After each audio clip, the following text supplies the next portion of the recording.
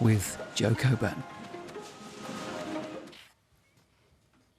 Big losses for the Conservatives, gains for Labour, Liberal Democrats, Greens and Independents. We have many more results to come.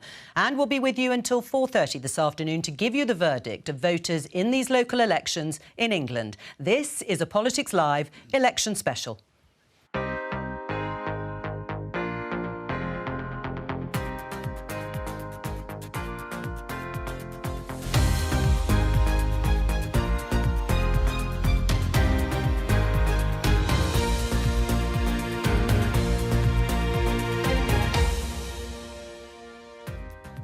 Joining me today, the Conservative MP and former party chairman Liam Fox, Labour's Shadow Business Secretary Jonathan Reynolds, the Liberal Democrats Sarah Olney and the BBC's Deputy Political Editor Vicky Young. On the programme today... Make no mistake, we are on course for a Labour majority at the next general election. Encouraging results for Labour, but will they translate to victory at the next general election? The Conservatives suffer significant losses, but the Prime Minister insists it's not all bad news. We're actually making progress in key election battlegrounds like Peterborough, like Sandwell, like Bassetlaw, for example. The Liberal Democrats are celebrating and say their message is cutting through with voters. I think this is a real springboard for the Liberal Democrats to the next general election. All I would say is if voters want a general election as soon as possible. The Greens and Independents also make gains. We'll have expert analysis from our elections guru, Professor Sir John Curtice.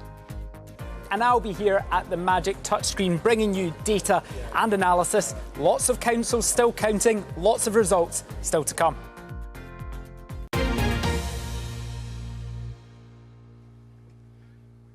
Welcome to this local elections special programme here on the BBC. We have lots of results to come, but we have had an awful lot of seats and councils declaring, and a pattern has emerged and continues to do so, and that is that it has been a poor night and day so far for the Conservatives. There have been some areas where you heard the Prime Minister there saying, Rishi Sunak saying they have made gains. The Liberal Democrats are also celebrating, as well as the Labour Party. Let me just bring you up to date with where we are in terms of the number of councillors compared broadly, because these seats were last fought, council seats, in 2019. You can see there at the top, Labour have 967. They're up 167. The Conservatives are on 627.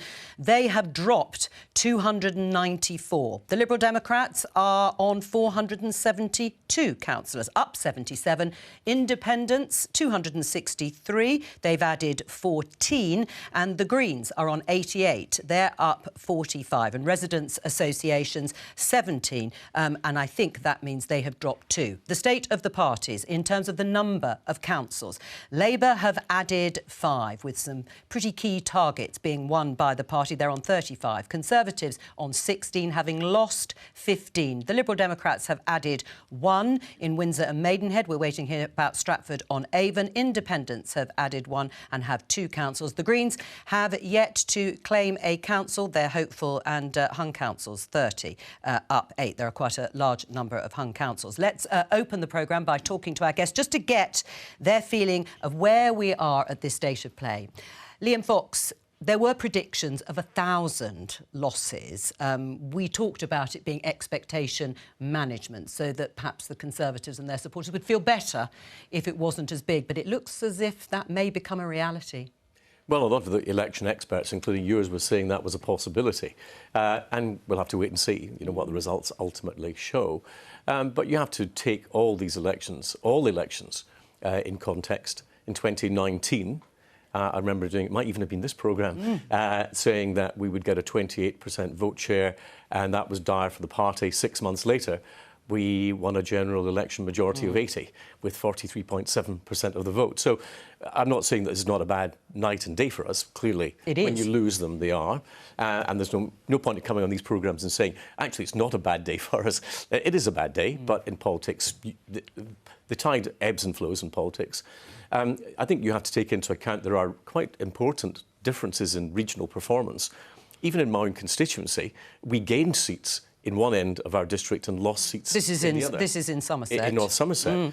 We held on to places like Walsall, which were really a difficult battle, and then we've lost areas like Swindon. So I think we'll have to look a lot at the regional differences and also the demographics in that, as well as taking into account the fact that it's quite a low turnout, it does appear, across the country. Right. I mean, it usually is a lower turnout, certainly, than at a general election. Well, that's a key point, because the turnout in 2019 at the local elections was 33%. 6 months later at the general election, it was nearly 70%. So it's not just what people are voting for, it's who is actually coming out to vote. But just to give you an idea of sentiment, because as you know, you can look at the statistics and the numbers, you can hold on to Walsall and say, but, you know, Swindon, Medway, Plymouth, Stoke-on-Trent, pretty big geographical spread. Labour's taken those areas. They're not restricted to one particular area. And also, the comments and the reaction of outgoing Conservative council leaders and deputy council leaders, we've been decimated. We blame national politics. It was the cost of living. It was housing. Justin Tomlinson, one of the Conservative MPs in Swindon, saying it's time to refresh and renew. Something has to change, doesn't it? Well, yes, and I think that the Prime Minister needs a longer period in office to provide the stability that he promised. I mean, any Conservative who doesn't think we're being punished for the shenanigans of last year really needs their head examined. It clearly, when you're talking to voters on the doorstep, it is something that they will say, yes, we respect Rishi Sunak, yes, we think he's much more competent, he's much more stable, but he needs time to prove himself. And of course, there's not going to be a general election anytime soon. So we will... You can guarantee that, can you? Well, we've got a big majority in the House of Commons. There's not going to be an election, I think we all know, any time soon. And I think, therefore, you need to look at what are the things that might change between now and a general election that are likely to But it won't be the leader, in your mind? It will not be the leader in our party. And the only thing I would say about the Labour performance, of course, they've done well in a lot of areas. I'll ask them. But they have, if you look at places like Plymouth, the increase in the vote share would not, as Keir Starmer said, lead them to a majority in the House of Commons. Well, I mean, he has said on the basis, Sir Keir Starmer, of these results so far that he was confident that it would lead to Labour winning at the next general election. Let's just show you Cannock Chase, just another illustration of an area in Staffordshire, Conservative loss, again, of that council. And, of course, what's important is looking actually at the seats changing hands. We can see, you know, Conservatives are on 18, but they've dropped. They've lost 4 seats. Labour have gained 5. That is a pattern that has been repeated across a number of councils that have gone to the Labour Party, straightforward, flipped from Tories, gone to Labour, with that sort of change in terms of the number of seats. And that is a pattern you can't get away from. I'm not trying to get away from. No. I'm simply saying, if you look at the size of that, it represents about a 3.5% to 4% swing from last time. And that's not enough to get a Labour majority at a general election. But, of course, it's not a general election. No. I mean, just at the results we've had so far, Labour has done well. It's done well in the councils that it's taken. You know, we can have a look at the gains. Swindon is the one that's just come in. That was a key target for the Labour Party. East Staffordshire, Medway in Kent, Stoke-on-Trent, also in Staffordshire, and Plymouth in the south-west. But can you really confidently say, Jonathan Reynolds, that that is enough to put Labour on course to victory, not just the largest party, but an outright majority at the next general election? Yes, because it means, based on these results, we'll win a majority at the general election. And I think that is the level of performance that we want. I think Liam is right to say, if you look at the 2019 results, Conservative Party did badly in 2019. Labour Party wasn't very popular in 2019 either. So you had a lot of independents, Greens, Liberals, even more so than you'd expect, doing quite well. So yes, there'll be places, as you correctly say, Liam, you can say you've gained seats. But wherever there has been a Labour-Tory head-to-head, whether that's Plymouth, Swindon, Stoke, Blackpool, High Peak, we are seeing Labour come out with the kind of lead that would produce a majority at the next general election. You're shaking your head. I mean, Labour lost a couple of seats in Sandwell, in the Midlands, and Gateshead, made no progress in Walsall, didn't take Sheffield or Hull. Does that give you pause to thought, Jonathan? Sorry, just before I come to you. There's no one in the Labour Party who is complacent. There's no one who thinks the job is done. But what we needed to see in this set of elections is in those parts of the country that map the key electoral battlegrounds, where there will be a key marginal contest at the next general election, we need to see Labour winning. And we are winning. And look, that hasn't happened by accident. You know, as I say, when I'm not complacent, that hasn't happened by accident. The Conservative Party is very, very unpopular, and rightly so, because their record should make them unpopular.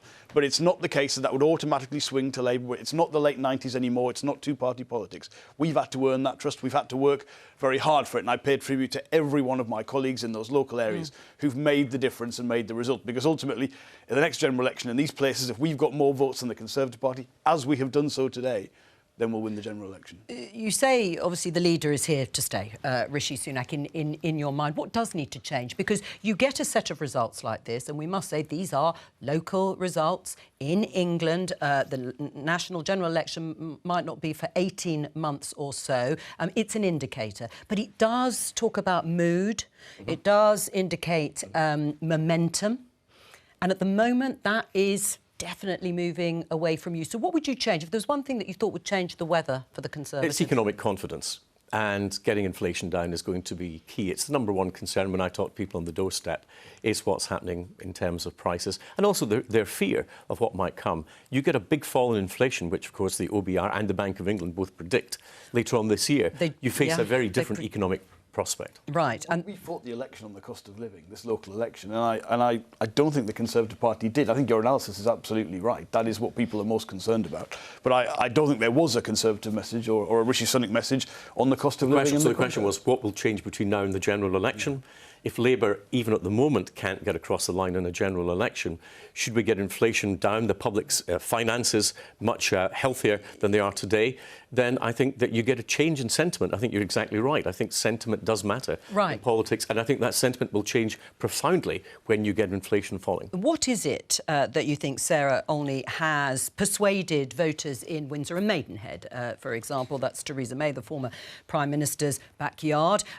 To go from Conservative to Liberal Democrat? Is it just because they're fed up with the Conservatives and the record that Liam Fox was talking about of Boris Johnson and Liz Truss, rather than an enthusiasm for you? Well, I think it's a large part of it. I mean, I've been out on the doorsteps, mostly across Surrey Heath, Guildford, Elmbridge, some places very similar to Windsor and Maidenhead. And there's been an awful lot of anger at the Tories, particularly, and Liam is absolutely right, particularly around the state of the economy, the impact that the mini-budget had last September, and the continued failure, really, to provide decent public services when taxes are going up so much. So that's absolutely been a key factor. But beyond that, Liberal Democrats have been working very hard in their communities.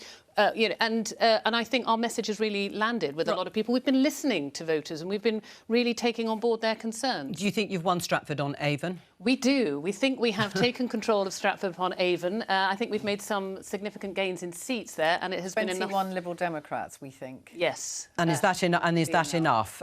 Well, I'm going to come back to Stratford-on-Avon with you, Vicky, in just a minute. I just want to bring our viewers and guests this result. This is Blackpool, also a target for Labour at a general election, I would have said. It was won by Scott Benton, a Conservative, in 2019. He's actually sitting, I think, as an independent now, having lost the whip. But you can see there a Labour gain. In Blackpool, it was a hung council. They've got 28 seats to the Conservatives' 14. Let's have a look at the seat change. Again, it's a sort of repetition of the pattern that we see. Labour gaining about 5 or 6 seats and the Tories, in this case, only losing 1. It's the group of independents, actually, here that have lost 4. Coming back to Stratford-on-Avon, a big target for the Liberal Democrats. We spoke to our reporter in Stratford-on-Avon who said it was very much a vote, actually, in reaction, he felt, to Nadhim Zahawi, the former Tory Chancellor, again, rather than perhaps some overriding enthusiasm for the Liberal Democrats. Vicky, perhaps you would bring us up to date generally with how the party's doing. Yeah, and I think for the Liberal Democrats, again, because it's building on a very good set of results last time, it's building on that, keeping those seats but then gaining more. And, talk of Surrey Heath, again, if you think about big names, Michael Gove's backyard there. If you're a Conservative MP, you are going to be pretty alarmed. And then one Lib Dem source suggesting that Dacorum might well be also a Lib Dem gain. So that's the thing, isn't it? It's about not just winning seats, and the Tories have been losing lots of seats in these areas. Council's going to know overall control. It's also about the Liberal Democrats then taking those councils. And I think for the party, it's about building on parliamentary seats, and you can see that's very clearly what the strategy is here, those seats around London, the blue wall, as they talk about. But of course, we also know that Liberal Democrats don't tend to poll into the 20s in general elections. So as we said before, there's a lot of caveats about these results. The one thing we can, I think, agree on is that the Conservative Party has been given a kicking. Now, whether that's using the Greens, using Labour, using the Lib Dems, there is real anger here that you can sort of feel coming through. And I think the big question for the Conservatives is, yes, even if the economy starts to turn around, is the party going to be forgiven? Is it going to be forgiven for everything that's happened? I think in Westminster there's a feeling Rishi Sunak's calmed things down. We might be moving on in terms of MPs here saying that. I'm not quite so sure that that's what's happening when it comes to voters. They might not notice any difference. Yes, briefly, Sarah. I just wanted to say that this has come off the back of a really, really good set of results when these seats were last fought in 2019. We won 700 seats then. Yeah, and I think we've not only held on to those seats, we've obviously made really significant gains, but it does go to show when people have voted for the Liberal Democrats, and it may have been a protest vote, I'm not saying it wasn't, but when they voted for the Liberal Democrats, they like having Liberal Democrat councillors, and they voted to retain them in so many seats. All right, well, let's get a little bit more context and analysis. Let's talk to Professor Sir John Curtice. Hello to you, John. We've just had a few key results come in, which you will know about. Swindon, that has gone to the Labour Party, Blackpool, that has gone to the Labour Party, and Sarah is pretty confident that Stratford-on-Avon has indeed gone to the Liberal Democrats. Where are we now? We can see a pattern emerging, but where are we now in terms of whether or not Labour is making enough gains, enough progress, having enough of a swing to show that they could be on course for a majority at the next election? To be honest, Joe, that's the wrong question. Oh, charming. Charming. We have to remember, as your Labour spokesperson quite candidly admitted, I thought, that all that Labour need to do to win the next general election is to do better than the Conservatives. Now, there are two ways in which you can do that. One way is for you to go up while your opponents don't. And the other way it can happen is that you more or less stay where you were, but your principal opponents go down. Now, it has to be said that certainly where we can compare the results of these local elections, constituency by constituency, with what happened in December 2019, and I should say there's a lot of caveats about doing that, but given the claims that have been made, what you discover is that basically Labour's share of the vote on average in the parliamentary constituencies where you can do this is pretty much what it was in December 2019. But Labour Party is, yes, still on these measures going to pick up an awful lot, is going to win most of these constituencies because the Conservative vote is down so much from 2019. And I think in general, one has to be very careful here. The single-member plurality electoral system doesn't measure parties' absolute performance. It measures relative performance. It's certainly true that Labour's position relative to the Conservatives is stronger in these local elections than probably it has been at any set of elections since 2010. But astute viewers will also have noticed that when we look at the change in the key wards, not since 2019, but change since last year, the Labour vote basically hasn't changed. And the progress that's being made is because the Conservatives are going down. So although Labour are are further ahead of the Conservatives, this doesn't necessarily mean that Labour themselves have made any particularly remarkable progress, at least so far as local election performance is concerned, as compared with 12 months ago.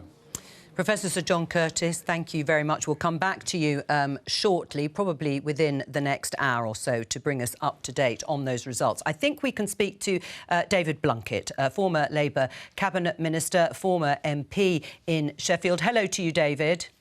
Good afternoon. Lovely to speak to you, Joe. Yes, and to you too. Very nice to see you. What do you make of the results so far? I don't know if you could hear what Professor Sir John Curtice was saying and how much we can take away from these results and the progress made so far by the Labour Party. Well, two things. Firstly, I'm a political animal. I've been a Labour member for 59 years, so why wouldn't I be extraordinarily pleased at winning places like Swindon, getting Blackpool back, and the results in East Staffordshire, which haven't got a lot of attention, but really are, I think, embryonic of winning in the right areas. but I'm also Professor of Politics in Practice at the University of Sheffield. And I would just say to my younger colleagues, if they would forgive me, don't get too carried away. We've got a long way to go, possibly even 18 months. And we're going to have to win on our terms and not just on Tory abstentions.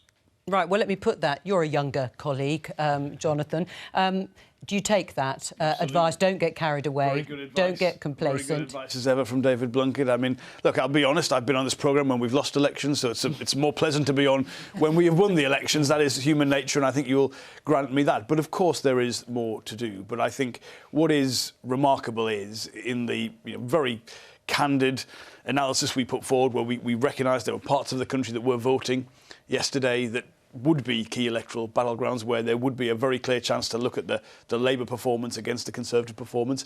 In those contests, everyone we've seen something from so far, we've won them. And of course, I'm happy by that. But of course, we know there's more to do. There's a future to seize. The opportunity is there for us. That's all it is. But the fact that we're even talking about this from where we were in 2019, where quite honestly, I thought it might be a decade before we were ever competitive again. The level of progress. And Keir Starmer deserves some credit for that. David? Johnny is one of the soundest members of the Shadow Cabinet. I happen to know him and like him. So we're going to be in agreement this afternoon, which is a good thing, namely that we've done well. We needed to ensure that we kept the momentum in the old-fashioned term of momentum going, the motivation, the morale of party members and supporters, and we need to be able to build on it. And we've got something really good here to say to people, we can win, we will win, but we've got to, by the autumn, we'll have got a policy programme together by the conference in October. That policy programme needs to turn people on to wanting to vote for us rather than people not wanting to vote for the Tories. I mean, I'm hoping the Tories will continue imploding. They're doing a pretty good job. Well, I've got Liam Fox here in the studio, whom you'll also know, and I'll ask him that in a moment. There was one thing you weren't happy with, David, in terms of the Labour campaign, because you wrote about it, and that was we call them broadly attack ads. Politics is a rough old game. It can be pretty cutthroat. We're showing you it now. It's the one with Rishi Sunak on the front. It says, "Do you think adults convicted of sexually assaulting children should go to prison?" And it says, "Rishi Sunak doesn't." Why didn't you approve of that ad? Because I take Michelle Obama's point that when they go low, we go high. That we don't actually get down to that. And I'm very pleased, since that attack ad on the particular day, that we've cooled it, that we haven't had a similar outburst, not because we shouldn't be attacking the Conservatives or Rishi Sunak as Prime Minister, but the nature of how you do it when it's not personalised, but it's about policy and policy failure, rather than what the individual may or may not think. And I stand by that view, because I think our party is better than that, and I said so at the time. Well, I mean, Jonathan, we've spoken about this before, of course, and you've stood by that advert. You haven't withdrawn it yet. I mean, defend it to David Blunkett. You think it works? Well, I think, as we've discussed before, the objective of that ad was to make clear that Rishi Sunak is responsible for the entirety of the Conservative record for the 13 years in power. That is the policy failure. I think we've had a succession of new Conservative Prime Ministers, all of whom want to effectively ditch any association with the failures that they've been parts of in terms of the governments they've served under. And we wanted to make clear that we believe it is legitimate to hold Rishi Sunak to account for 13 years of Conservative failure. And I think in that sense the campaign was successful. People did start looking at the performance of public services, particularly the criminal justice system, for that time. But of course, like any good campaign, we'll take stock, we'll feedback, we'll listen to what people said around there. But I would very strongly say it is legitimate to hold the Prime Minister accountable for 13 years of Conservative government, which have failed on any terms. David, you want to come back, and then I'll bring in Liam Fox. Here's a quick irony. If the idea was cut through, and it apparently was, and it was achieved, I think I helped them. Oh, well, there you go. You can take that, Jonathan, and thank David Blunkett. David Blunkett, thank you very much. I'm sure we'll see you on Politics Live soon. We've got that result. I will come to you, Liam, for reaction to what you've just heard there. Stratford-on-Avon. It is a Liberal Democrat gain from the Conservatives. We were just talking about it before with Sarah Olney from the Lib Dems here in the studio. 25 seats to the Liberal Democrats. The Conservatives are on 12. Let's see what the change in seats actually looks like. They were confident of winning it, and they have, and that's because they've taken pretty well, one extra actually, all the seats from the Conservatives and one other from the Independents that have lost 3. The Greens have gained 2. So that is a gain. And look at you smiling, beaming there from one side of your face to the other. Liam, less so. Losing Stratford-on-Avon. Well, no one likes losing. I mean, of course not. It's not why we go into politics, is it? No, but you have lost it. How difficult is that going to be? I mean, these areas where there are councils with Tory MPs, but councils going to the Lib Dems, councils going to Labour, how much nervousness, legitimately so, will there be amongst your parliamentary colleagues? I don't think huge, because it's not exactly unprecedented for governments that have been in office for a long time to lose seats in local elections. And looking at the Lib Dem share, their vote share is up just under 1% from the same elections in 2019. They've done very well in terms of seats for the rise in the vote share. MPs will tend to look at vote shares. But if I can come back to the point that we were discussing, I think that the particular ad was absolutely despicable. The idea that Rishi Sunak, who's one of the most decent people I've ever known in politics, doesn't believe that paedophiles should go to jail is really deeply offensive. And I think where I totally agree with David Blunkett on it is that if you start on that downward spiral in politics, then we drag all of politics into the sewer. And if you're saying that Rishi Sunak is responsible for everything that's happened in the Conservative government since 2010, presumably Sir Keir Starmer is responsible for everything that happened in the Labour Party since 2010, including Jeremy Corbyn, Labour anti-Semitism. Presumably he's got to carry all of that. Now, this is a ridiculous position for us to get into. And if Labour continue down this path, they will deeply contaminate our politics. Jonathan? Well, look, I would just point you, Liam, politely to some of the things your Prime Minister says, some of the ads you run. I think you claim Labour MPs want unlimited immigration to the UK, alongside the fact that you claim public services are in great condition, the NHS is in great condition, crime is halved, I think was one of the... Poverty's gone down was one of the things that the Prime Minister said. So I wouldn't say, with respect, there's a Conservative high ground to take on this. But, of course, I would agree with you that how we conduct politics matters. We should always take that. Saying that the Prime Minister doesn't believe that paedophiles should go to jail is a lot different from making campaign slogans on wider policy. Oh, so it's a deeply personalised campaign that actually says he is not a morally fit person to be Prime Minister. I do not believe that that's what you believe, but that's what that ad implies. Well, look, it's about holding him to account. I think that is reasonable. I think that was well received in terms of the campaign, in terms of how that was interpreted. And I wouldn't take it wasn't very well received by David Blunkett. Let's go to Swindon because that is a very important gain for the Labour Party. It was a big target for them. David Reynard, who's been sitting watching patiently, thank you very much, was Conservative leader of Swindon Council. You've lost your seat to Labour, and Labour, as I said, have got a majority on that council. Who's to blame for that? Well, we campaigned on a very positive local agenda here, and we're hoping that people would re-elect us based on that. But most of the conversations on the doorsteps were about national issues. So cost of living, particularly the performance of the government in the last 12 months. Whilst there is an acceptance that the Prime Minister and the Chancellor have started to stabilise things, in voters' minds, what had gone on before that was something that they didn't like. And as local representatives of the National Party, or that's how they see it, they voted against us and voted in favour of the Labour Party here. What message would you send to the party leadership? Well, I believe you spoke to Justin Tomlinson earlier on, and I'd agree with what he said. The Prime Minister and Chancellor and the rest of the government need to bring out a positive agenda that people are prepared to support. Unfortunately, local politicians are sometimes seen as an opportunity to be the referendum on the government of the day. But when local politicians are working really hard to deliver for their communities, provide good quality services at comparatively low levels of council tax, it doesn't help when the voters cast their votes based on other things. In terms of you and your colleagues who've lost seats, how much anger did you meet on the doorstep from voters? I wouldn't say we met a lot of anger, but clearly people were very keen to give us their views. They did it in a polite and respectful way for the most part, but they did make it very clear that that they weren't going to consider local issues and were voting based on how they saw the national picture, certainly in the last 12 months. What would you like to see change?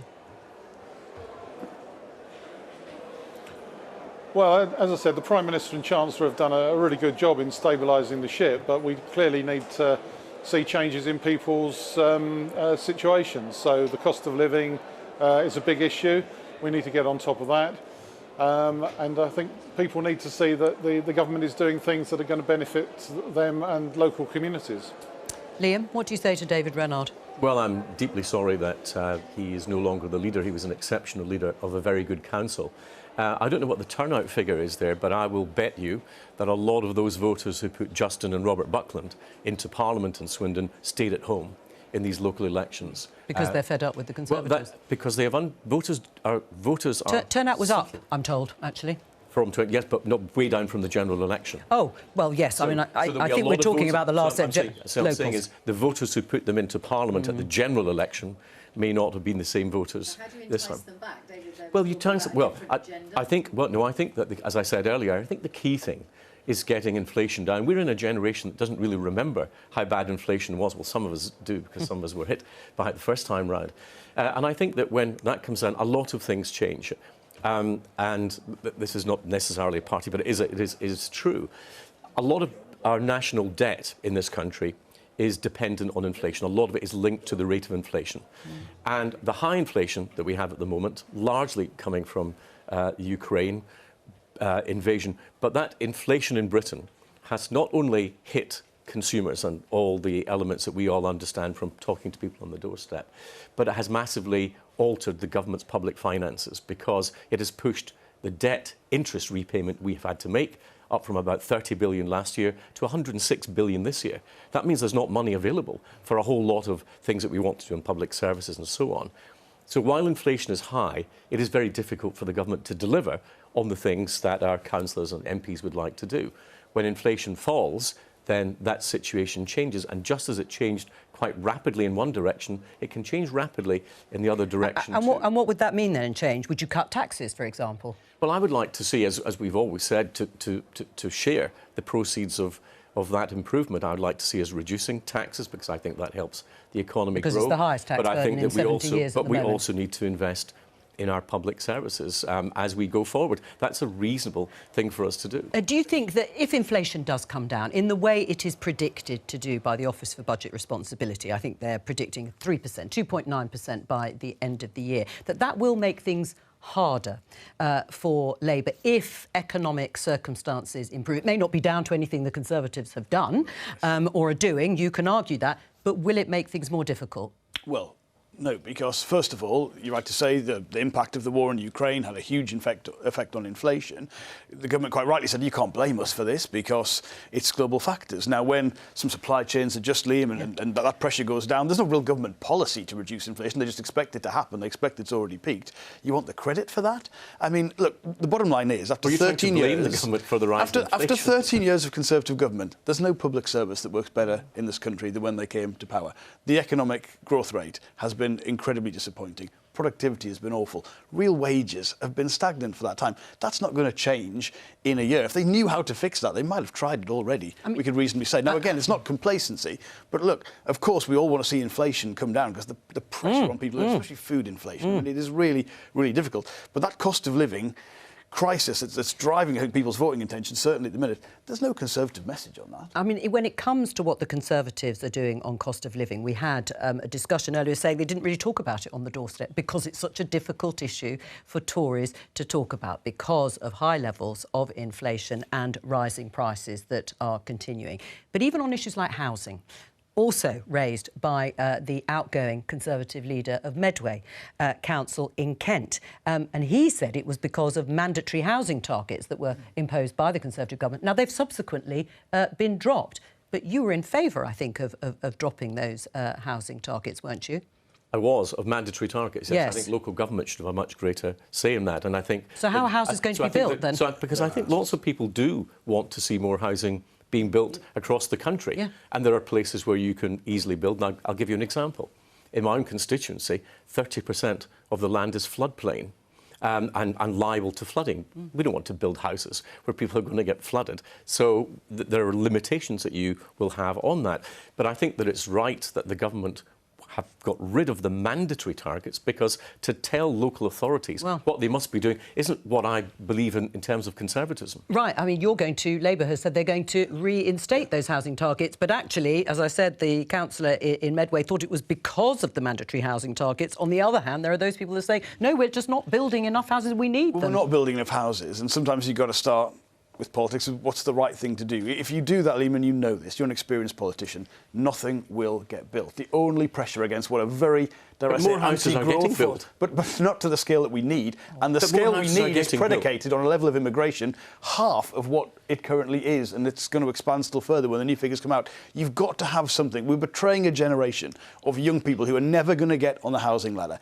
And the fact that you've got this generation of British people, the first who will be less well off than their parents, a big part of it is the housing market. And you take that pressure away, they will not be built. Already with them, we weren't building enough. The idea you take away the one bit of the system that gave you a backstop to make sure something did happen, you know what the result is. Well, let me go back to David Renard, because I think he's still been listening. David, hello to you as the outgoing former Conservative leader of Swindon Council. What you've heard, particularly from Liam Fox, do you think anything is going to happen that will change Conservative fortunes? Well, I do agree, actually, with everything Liam said. It is about people's finances. Oh, thank you very much. Housing's not particularly an issue. I think that might be the live again. Sorry, let's start again, because they're obviously cheering behind you. I thought they'd already done all the counting, but clearly it's still going on. Yes. You can go there's for still it. a few seats still to announce. But so housing's not particularly an election issue in Swindon, because we've got a track record of building lots of new homes, and we've been very good at doing that over the years, and Swindon is the most affordable place to buy or rent a house in the south of England. But it is about people's cost of living, and if we can do something about that, then that's going to go a long way to improving our fortunes. David Renard, thank you very much there in Swindon. On housing, Sarah Olney, there is always the claim that Liberal Democrats are very pro building more houses at a national level, but a little bit NIMBY, not in my backyard, at a local level. Yeah, I mean, there are lots of tensions, obviously, and I think we see that playing out in elections right across the country, not just Liberal Democrats, other parties as well. But, there's no doubt we do need to be building more. We need to be providing more opportunities for young people, not just to own a home, but at the moment, particularly in London, we're seeing such a massive increase in rents. It's really, it's proving almost impossible now for young people to get any kind of a home in London. And there are lots of complex reasons why that's the case. But as far as, the sort of planning issues in local councils are concerned, I think what we see in the Liberal Democrats is that currently the way the planning system operates is it's pretty much a developer's charter. And I think a lot of MPs see this in their own patches, that there is just simply not enough control that local authorities are able to exert over the process, to be able to sort of say, this is the housing we need here, these are the people who need it, this is the requirement of our local population, and that's the sort of housing we want to see. They simply just get overrode at every stage. Well, we'll come back to this issue in just a moment, but let's go to Martin Oates, regional political editor for the South West for the BBC in Torbay. Hello to you. Can you bring us up to date on any results that you might have of councils in your region, your patch, or where we are? Yes, absolutely. So Torbay was part of the Yellow Wall that was demolished by David Cameron in 2015, so a former Tory seat which had a Lib Dem MP from 97 to 2015. The Lib Dems are running this council, but as part of a minority administration, and it looks as if there won't be much change, but some much more interesting results in the neighbouring rural Devon district. So next door in the South Hams, the Lib Dems have taken the council for the first time ever. Now, the South Hams overlaps with a couple of parliamentary constituencies, both true blue. One of those, the Totnes seat, Anthony Magnall's seat, though, going back to the 90s when the Lib Dems were on their big rise, was always on the list of marginals. So I think that will be viewed with considerable concern by the Conservatives. And then to the east of the county, the Lib Dems have done well on, they're not going to take the council, but East Devon District Council, and they tell me they think they're on course again for the first time ever to gain, for the first time since the mid-90s, to gain a majority on Mid-Devon. Now those two councils overlap with the Tiverton and Honiton constituency, and that's the seat that the Lib Dems took in a spectacular victory in a by-election last June following the resignation of Neil Parish, and that being a seat which had always been true blue. So I think, we might be seeing an answer to, I think, the biggest question in West Country electoral politics as to whether the Lib Dems, after that annihilation in 2015, after the coalition, after Brexit, are finally managing to achieve consistent upward trajectory. And of course, that would be extremely concerning to the Conservatives. Martin Oates, thank you very much there in Torbay with those results. It must be concerning. There does seem to be this blue wall, as was, that is being smashed, as Ed Davey famously took his tractor through what he calls former Conservative heartlands. This pincer movement that we're seeing at local elections from Labour on one hand and the Liberal Democrats on the other, but particularly down in places like the southwest, it's just going to make it ever harder for the Conservatives to keep those seats, even at a parliamentary level. Well, we'll see. And again, I would look at the turnout and see which voters decided to stay at home. I think they'll have a lot of Conservative voters doing that. But you're looking at places like Torbay, not much change happening there. So we'll see across the region when we get the actual results, what the turnout looked like, what the swings looked like, what the vote shares looked like. But I go back to the point that I made earlier. Overall, the Lib Dem increase in vote share is only about 1% compared to 2019. Sarah? Well, I just wanted to say, you mentioned the tractor and our blue hay bales. That was in Dacorum Council in Hertfordshire, and I've just heard that we've taken control there. So we're delighted about that as well. Well, Sarah, you're doing the results even before I am. Well, you've heard it first. It is now this pattern of councils falling, expected to some extent. Is it a lot worse than you thought? No. And in 2019, of course, the Liberal Democrats had a very good year in those elections. They won 10 MPs 6 months later. Right. But can I just say, we've won 3 in parliamentary by-elections since then, and we've won those in parts of the country where we hadn't previously had MPs. We've won them in Cheshire and Amersham, in North Shropshire, and as the reporter was just saying there, we've won an MP in Tiverton and Honiton. So actually, we've shown, a sustained progress in attracting new voters and in winning seats. But you would accept that local elections, of course they're different to national and general elections. It is true, historically, the Liberal Democrats tend to outperform their national poll ratings in local elections. And when it comes to a national election, people don't always vote the same way. Well, I would really hope, we can build on the excellent results we're getting last night and today, and there's still more to come. It really will demonstrate to people that in certain parts of the country, the best way, or the best way if you want to get the Tories out in your area, you need to vote Liberal Democrat. And that actually we are the party who are really taking the fight to the Tories right across the country in all sorts of places. Well, let's just have a look at some analysis on exactly that claim with David Wallace Lockhart. He's at the touchscreen looking at the Liberal Democrats' performance.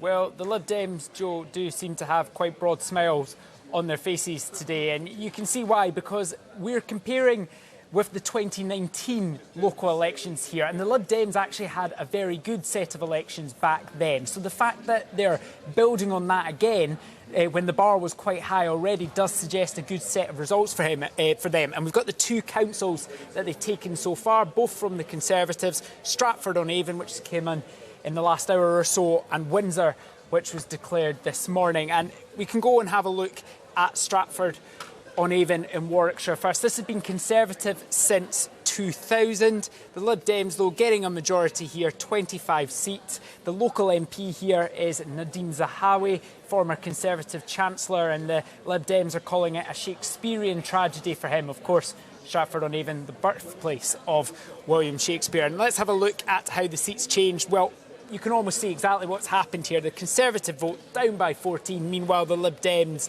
gaining 15. So it does really seem to be that shift from Conservative to the Lib Dems. We can go to have a look now at Windsor and Maidenhead, another big success for the Lib Dems today. That's where Sir Ed Davey went to celebrate. It's been a Conservative seat since 2007. Another area with a high-profile Conservative MP with a big majority, Theresa May, former Prime Minister.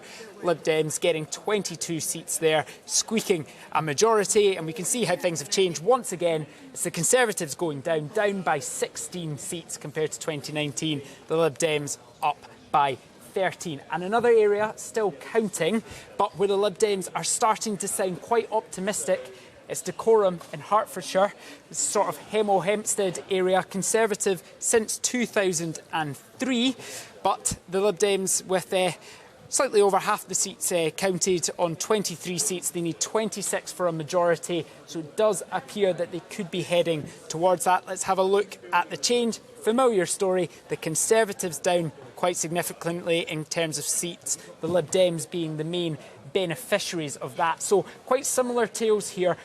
Prosperous, comfortable, safe Conservative seats when it comes to the House of Commons that at least now in local elections seem to be abandoning the Conservatives in favour of the Lib Dems. So not only a worry for the Conservatives perhaps about how Labour is performing in certain areas, but there is that Lib Dem performance as well. And of course, if you're thinking about potential general election, the fear there for the Conservatives would be a sort of pincer movement with those parties taking MPs away from them. Of course, if we've not gone through your area, you can go to the BBC website. You can put in your postcode there or on the BBC online app, and we'll tell you exactly what's happened in local elections where you are. Or, of course, stick with us because we're bringing you all the results as we get them. Thank you very much, David Wallace Lockhart there. We've talked about the Liberal Democrats, but let's chat about the Greens, Vicky. We were talking to one of the Green members earlier about their successes. They want to take a majority on a council for the first time. They've been running a minority administration in Brighton and Hove, and they had their sights set on mid-Suffolk. I think we can show you that that is still counting. They've got, I think, 11 seats still to declare. They have 16 seats so far. We might be able to show you pictures from another count, actually, in Folkestone and Hythe. Here we are. Suggestion that the Greens might be about to take control of that. They did have 6 seats before. That would be quite an upset there. But what do you make of their performance? Yeah, I mean, we weren't expecting that one. No. I think Mid-Suffolk was on the radar, wasn't it? And I think they're getting pretty close to that one. But this one seems to have come a bit from nowhere in Folkestone. So we'll see if they can get to do that. And I think everyone thinks, you know, with the Greens, I thought they already ran Brighton. As you say, it's the whole point of being in control, yes, you know, on their own, as it were. And I think there's a lot of similarities in the way they're campaigning in recent years with how the Liberal Democrats have approached all of this, which is realising that you have to make your base, if you like. You have to really work an area when you're a smaller party. You're not going to have the same national coverage as the other two parties are going to have. So it's about working hard, building up profiles in those areas, and then, in the sense of the Liberal Democrats, it's translating that into a parliamentary seat if they can. Again, very hard for the Greens to do that. You know, they have managed to do it, but not in any big sense. So it's for them, I think, getting more councillors, and then if you can start running a couple of councils or more, then again, it's just the profile increases and they can build on that. I mean, it is the bedrock, as parties say, of their position if they're in government or in opposition, is having a strong local base. Yours is diminishing. The Conservative Party's is diminishing. That will make it harder too. That does feed into the idea of momentum when it comes to campaigning, because not only did you perform badly in 2019, you're still performing badly now. What impact is that going to have? Well, obviously I want to see us increase our local government base, but we have been the biggest party in local government in England for a very long time historically now. And in 2019, we didn't do well in the local elections. As I said, before the year was out, we had an 80-seat majority in the House of Commons because they're not the same. Well, local government elections are not the same. In a general election, you're going to end up, let's face it, with a Labour government or a Conservative government. Or we had a Lib coalition, which didn't do very well for the Liberals, so I don't imagine they'd be very keen on doing it again. No, I don't think they're going into coalition. And so that's the difference between what's happening in local government and in a general election. It's a choice of one direction or another for the country, which is why I think I know that we always try to extrapolate local government elections to general elections. They're very, very different. In 2019, they are different. The local government elections but said there the are others indications. would get 25%. They're indications. They are indications. But also, we can go on the doorstep and get those same Liam Fox, if you look pretty well since 1995, the parties that really do well in local elections ahead of a general election by a year, 18 months out, do tend to then win. Whether it's 1995, I think that is debatable. Into 97, I think there was just one anomaly when the Tories actually did better than Labour, but Tony Blair still went to win a majority in 2005. So there is a relationship. Of course, they're not the same thing. The other thing about 2019, which we must remind ourselves and viewers, is that that was a tumultuous year. And that Brexit issue, would you agree, is no longer the issue it was then, which was to some extent what drove Boris Johnson's victory at the end of 2019. It was part of that election campaign. But that's gone now, so that is diminishing the appeal. And that's gone, and other issues come. But the point I'm making is that you cannot simply extrapolate a local government election into a general election. But there's still questions about the Conservative performance, isn't there, and about motivating your voters, your previous voters, to come out. And as you might be right, they might be staying at home on this occasion, but they also might stay at home in a year's time. There's no guarantee after 13 years. And a huge amount. And what's happened, people are looking and going, well, actually, you know, it's the competence argument, isn't it? And I think lots of people will look at the turmoil of the last couple of years and possibly think, what's the point in re-electing them? Actually, we'll give someone else a go. Isn't that the danger for your party? That's what a lot of your colleagues are worried about. Well, first of all, I think that there is a big difference in staying at home in a local election as a protest and not voting in a general election, where you may get a very different type of national government from the one you want, which is why turnout is usually about twice as high in a general election as it is in local elections. And I think the point you make is partly correct, that voters may be more liable to stay at home in a local election. I don't think that holds in a general election. And the next general election will be quite a choice between the different directions that the country wants to take. All right. And therefore, I think that people will come out and they will vote in that general election. Absolutely agree. It will be a choice. And I think the biggest danger, as I see it, to the country is a fifth term of Conservative government. I think that is, whatever we see in the other party results list, that will be the choice. And I think one of the things that I take so much heart from what we're seeing coming in is actually on the Brexit point, you know, it's areas... whether it's Remain or Leave areas, that Labour is beating the Conservatives in. And that is a very significant thing. It's Stoke, it's Medway, you know, it's Plymouth, it's Swindon, it's Blackpool. Bringing the country together. I think that's what we need from the next government, and I think it's clear only Labour can do that. Right, let's just bring you up to date with some results. North Warwickshire, the Conservatives have lost it. They'll be disappointed with that. They've lost the council. 17 seats to Labour's 15. It's gone to no overall control. We can see the change of seats. The Conservatives are down by 4, Labour up by 1. Independents, of course, we mustn't forget, there are many thousands of independent councillors across the country in these elections. But anyway, they have gained 3. And Decorum, we were just talking about it. Sarah was on the money. Liberal Democrat gain from the Conservatives. They've obviously enough, or all have been declared. 28 seats for the Liberal Democrats. They've gained it from the Conservatives in Hertfordshire. The Conservatives on 18, and they've dropped, you can see there, by 13 seats. Labour have increased by 3 and Independents by 1.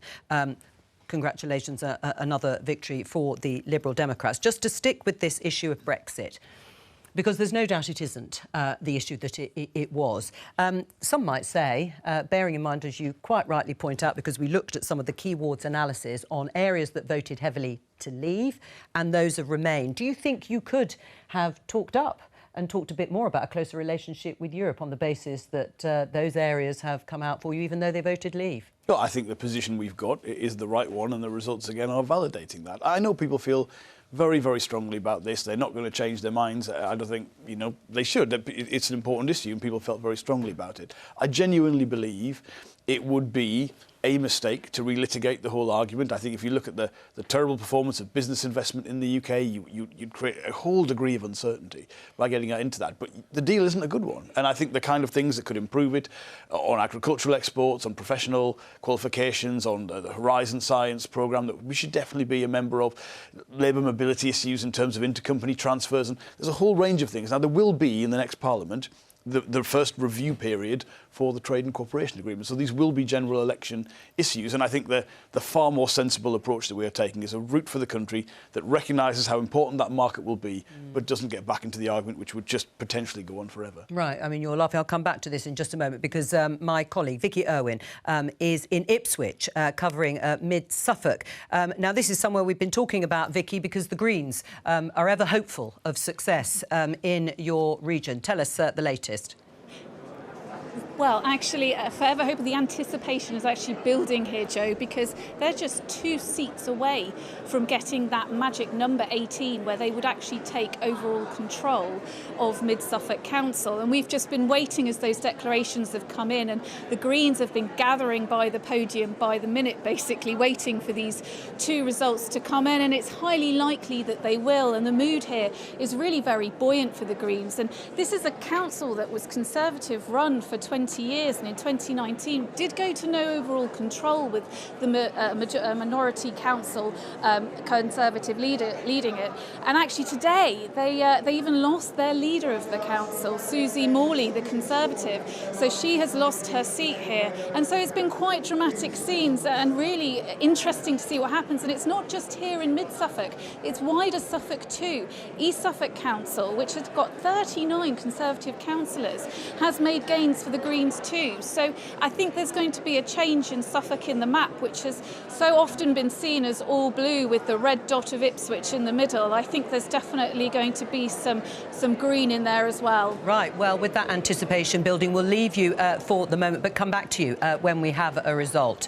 Vicky Irwin there in Ipswich. I think we can talk to Shelley Phelps in North Warwickshire. Hello, there you are, Shelley. Tell us, what's the latest there? Hi, Joe. We've had a result here. The council has gone from being controlled by the Conservatives to knocked to no overall control, but the Conservatives are the largest party. They have 17 seats, Labour on 15 and the Independents on 3. Now, the Conservatives are quite pleased with this result because this council was a Labour target. Earlier on today, Labour told me they were very confident of taking this council, but that hasn't happened. And the Conservatives are saying that some of this is due to hard-working local councillors. On all of their literature, they were saying, these are local people working for local people.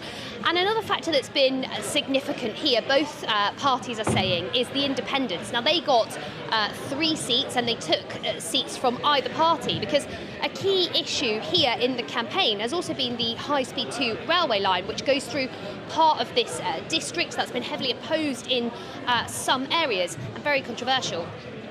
Shelley Phelps, thank you very much. Let's come in and get your response. First of all, disappointment that you didn't actually take North Warwickshire. Well, you can't win them all, can you? No, no, to coin that famous phrase, you can't. But it was a target. Well, look, I mean, as I say, so far, every single possible place around the country we've gone to where we've had this kind of head-to-head between Labour and Conservatives, it's been good news. So, look, you can. We want to win them all, but you can't do that. But there's enough here to be very happy with. I mean, I'm hearing that Labour has fallen short in Darlington.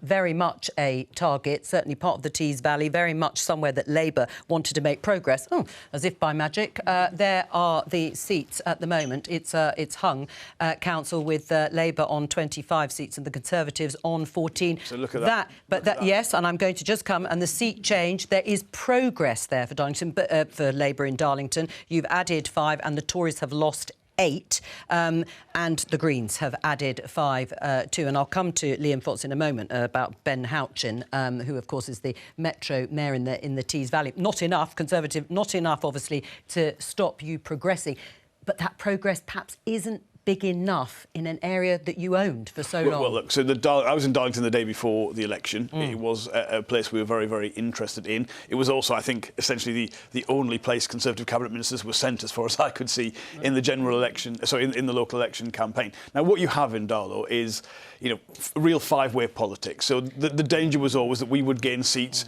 but it wouldn't be enough to win because of the Greens, the two different independent groups. Yep. Again, when that comes to a general election, when it's Labour or Conservative, I'd be quite encouraged by that. And of course, in that area on the whole, a sensational result yesterday was the Middlesbrough morality, which we thought was way beyond our wildest dreams. Yes, Labour's taken that from an independent, and it's true that it is split every which way in Darlington. There's a problem here, isn't there, Liam Fox, because levelling up, the sort of dividend as promised by Boris Johnson, to a lesser extent Rishi Sunak's talked less about it, is it's not being felt, it's not being realised. So whatever people like Ben Houchin are saying as the Metro Mayor, it's these so-called benefits are not being felt in these areas, and that's why you're losing ground. Well, what's interesting, I haven't seen the latest results. I haven't heard what Sir John Curtice has been saying about them, but the initial results we were able to look at this morning showed that the swing to Labour was smaller in the North East, the north of England, and then down into the Midlands, and elections like Walsall, for example,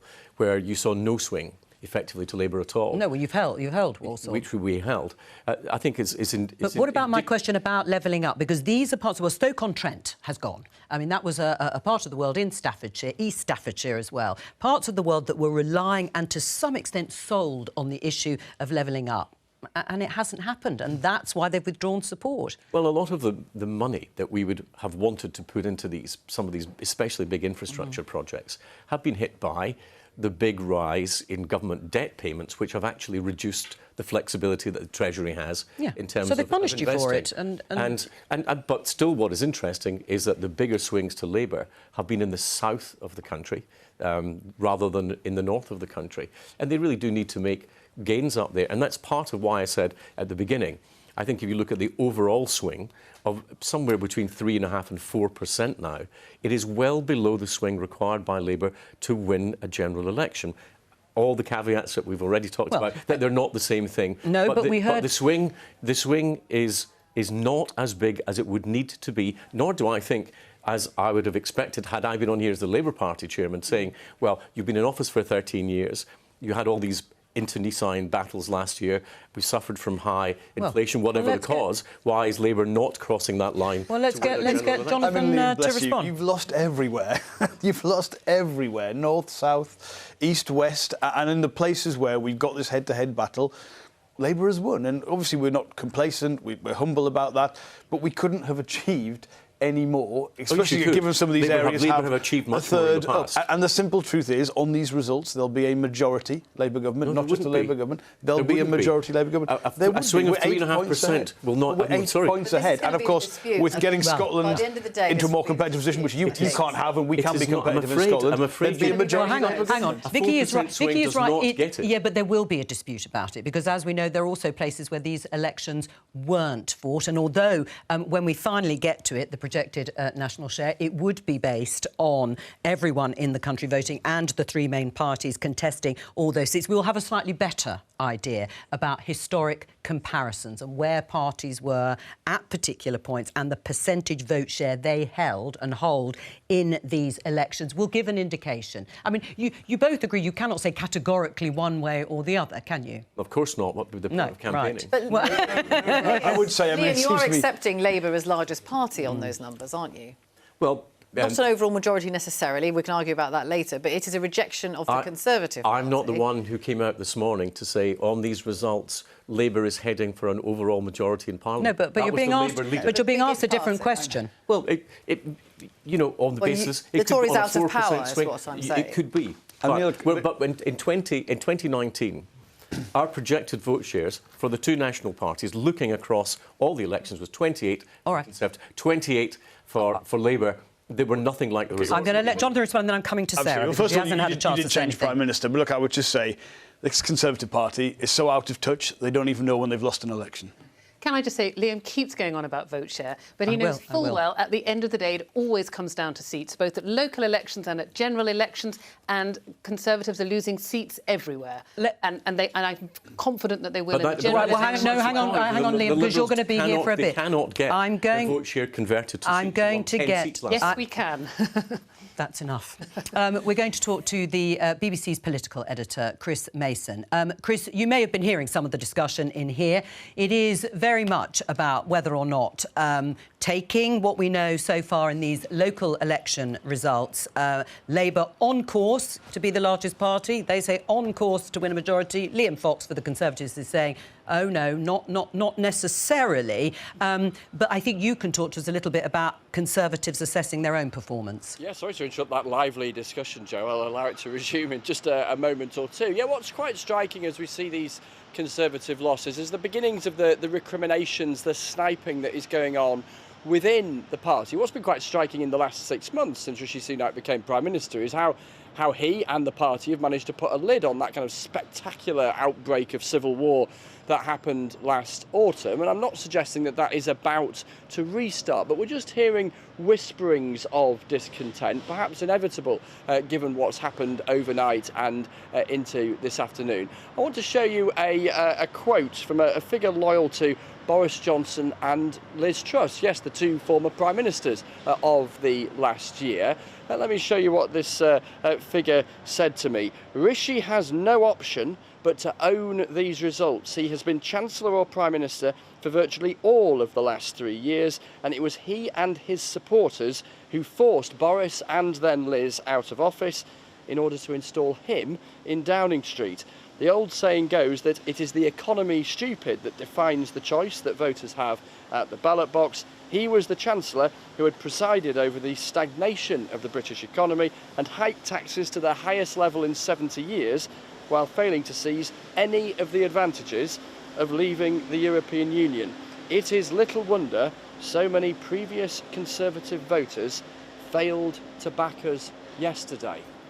I think my one-word analysis of that would be ouch. Yes. However, what we should say is, look, this is people whispering into the ear of the BBC political editor rather than marching out in front of the cameras and saying something similar, which would be on a whole other level. And even those who are of this view this afternoon are not suggesting that this amounts to a desire within the Conservative Party to topple Rishi Sunak. I think there's a sense amongst Conservatives that after the last year they've had quite enough of spectacular fireworks, civil war and contemplating oblivion, and even his biggest critics, the Prime Minister's biggest critics internally, privately acknowledge that Rishi Sunak is going to take the party into the next general election. But I think what is striking when you hear these kinds of noises off is for Conservative MPs this afternoon, looking at where they represent in Parliament, mirroring it or matching it, overlaying the map of how things might have been at their local authority last night and this afternoon, inevitably, as a human level, that's going to prompt real jitters from them. And when those jitters coagulate, if those things can, when MPs return here after the coronation, how does that mood come together and how does it express itself? And I think what we're getting a sense of is that the noise is off within the Conservative Party, might just be ratcheting up a bit compared with the, publicly at least, sense of discipline that there's been since October. One final thought, I think what we're seeing this afternoon is almost a kind of reaction on the accelerator to the results we're seeing, because Westminster is very aware that there's a small matter of a coronation coming up in the next 24 hours or so, and so the long tail of election analysis that usually trundles on for the entire weekend after a set of local elections or a general election is going to rather promptly stop once we get into all things coronation. So to that extent, I think there's sort of a fast forwarding of the kind of stuff that, I don't know, maybe in a conventional post-election few days you might see splashed all over a Sunday newspaper or whatever. But we'll resume all this, of course, won't we, early next week. It won't be forgotten. Liam Fox is laughing here in the studio at that thought of pressing pause on politics just for a few days and returning to it. Chris Mason, BBC's political editor, thank you very much. Let me just remind you of some of those lines in case you've forgotten them. Rishi has no option but to own these results. He can't say it was what were the words he used, the box set drama of last year, because he was Chancellor. for quite a lot of it, and it is about the economy, stupid. And it was his supporters who forced out Boris Johnson and Liz Truss in order to improve Conservative fortunes. They haven't improved. First of all, I've heard these unattributable briefings a lot. Have you? And I would say yes. And I would say I've read them in the press. They're almost exactly people aren't talking to you they're about almost them. word for word. No. And I think that people have these. You know, don't whisper anonymously, but say it. We were talking earlier about the quality and honour in politics. I think that Rishi Sunak has brought a competence and a confidence back to the parliamentary party. That just wasn't there. And this idea that this was a plot to undermine Boris Johnson and then Liz Truss, they were more than capable of making their own decisions at the time. And I think there is. But no he should point... own these results, shouldn't he? I mean, course, he is the Prime Minister. Absolutely, and he will own these results. And the Prime Minister will recognise that these are not great results for the Conservative Party, but he will or for him. But he will also recognise. That when a party has been in office for 13 years, even if you've only been the Prime Minister for 6 months, there is a long hangover from what's been there. Yeah. We know that the public are not happy about the rate of inflation and the problems that they face. But the so Prime far, Minister Rishi Sunak's not changing the weather, is he? And that's the point. Well, the point is that these that. Results don't show that, Liam Well, I think Fox. if these results had been, if this election had been held 6 months ago, you'd have seen an amazingly worse set of results for the Conservatives. All right, so it's a less catastrophic result than it would have been. Well, that's how you would put it. I would put it as the fact that the Prime Minister is bringing leadership and confidence and competence But to in the these government. local elections, where can you see that? Apart from a couple of places, where can you see it? I see that in Walsall. I've seen that in Peterborough. All right, I've said, in those couple of places, that's one or two. We've got 230 councils. We've got Labour winning councils, flipping councils in the southwest. We've got them in the Midlands. We've got them in Staffordshire. We've got them in the northeast. We've got the Liberal Democrats doing it in the south. I go back to the same point. So if Labour are about to deal a cataclysmic blow to the Conservative Party, why are they getting a swing of 3.5% to 4%? Right, so nothing changes. No, I'm not so the saying. Conservatives will just do what they've been doing. Rishi Sunak should just keep going on about those 5 pledges. It's exactly what he should do. And stick. Nothing changes. Exactly That's not usually the response in politics when you've got a terrible set of results. For 6 months. He recognises what the problems are. We've got to get the public finances sorted. We've got to get more growth in the economy. We have got... But with the best will in the world, people will think you've got 13 years of Conservative rule, maybe not under Rishi Sunak. Well, there is one thing I do need to bring with Jonathan. Under the last 13 years. No, fair enough. But there is one issue, and that is actually his personal poll ratings. Rishi Sunak's personal poll ratings aren't that bad.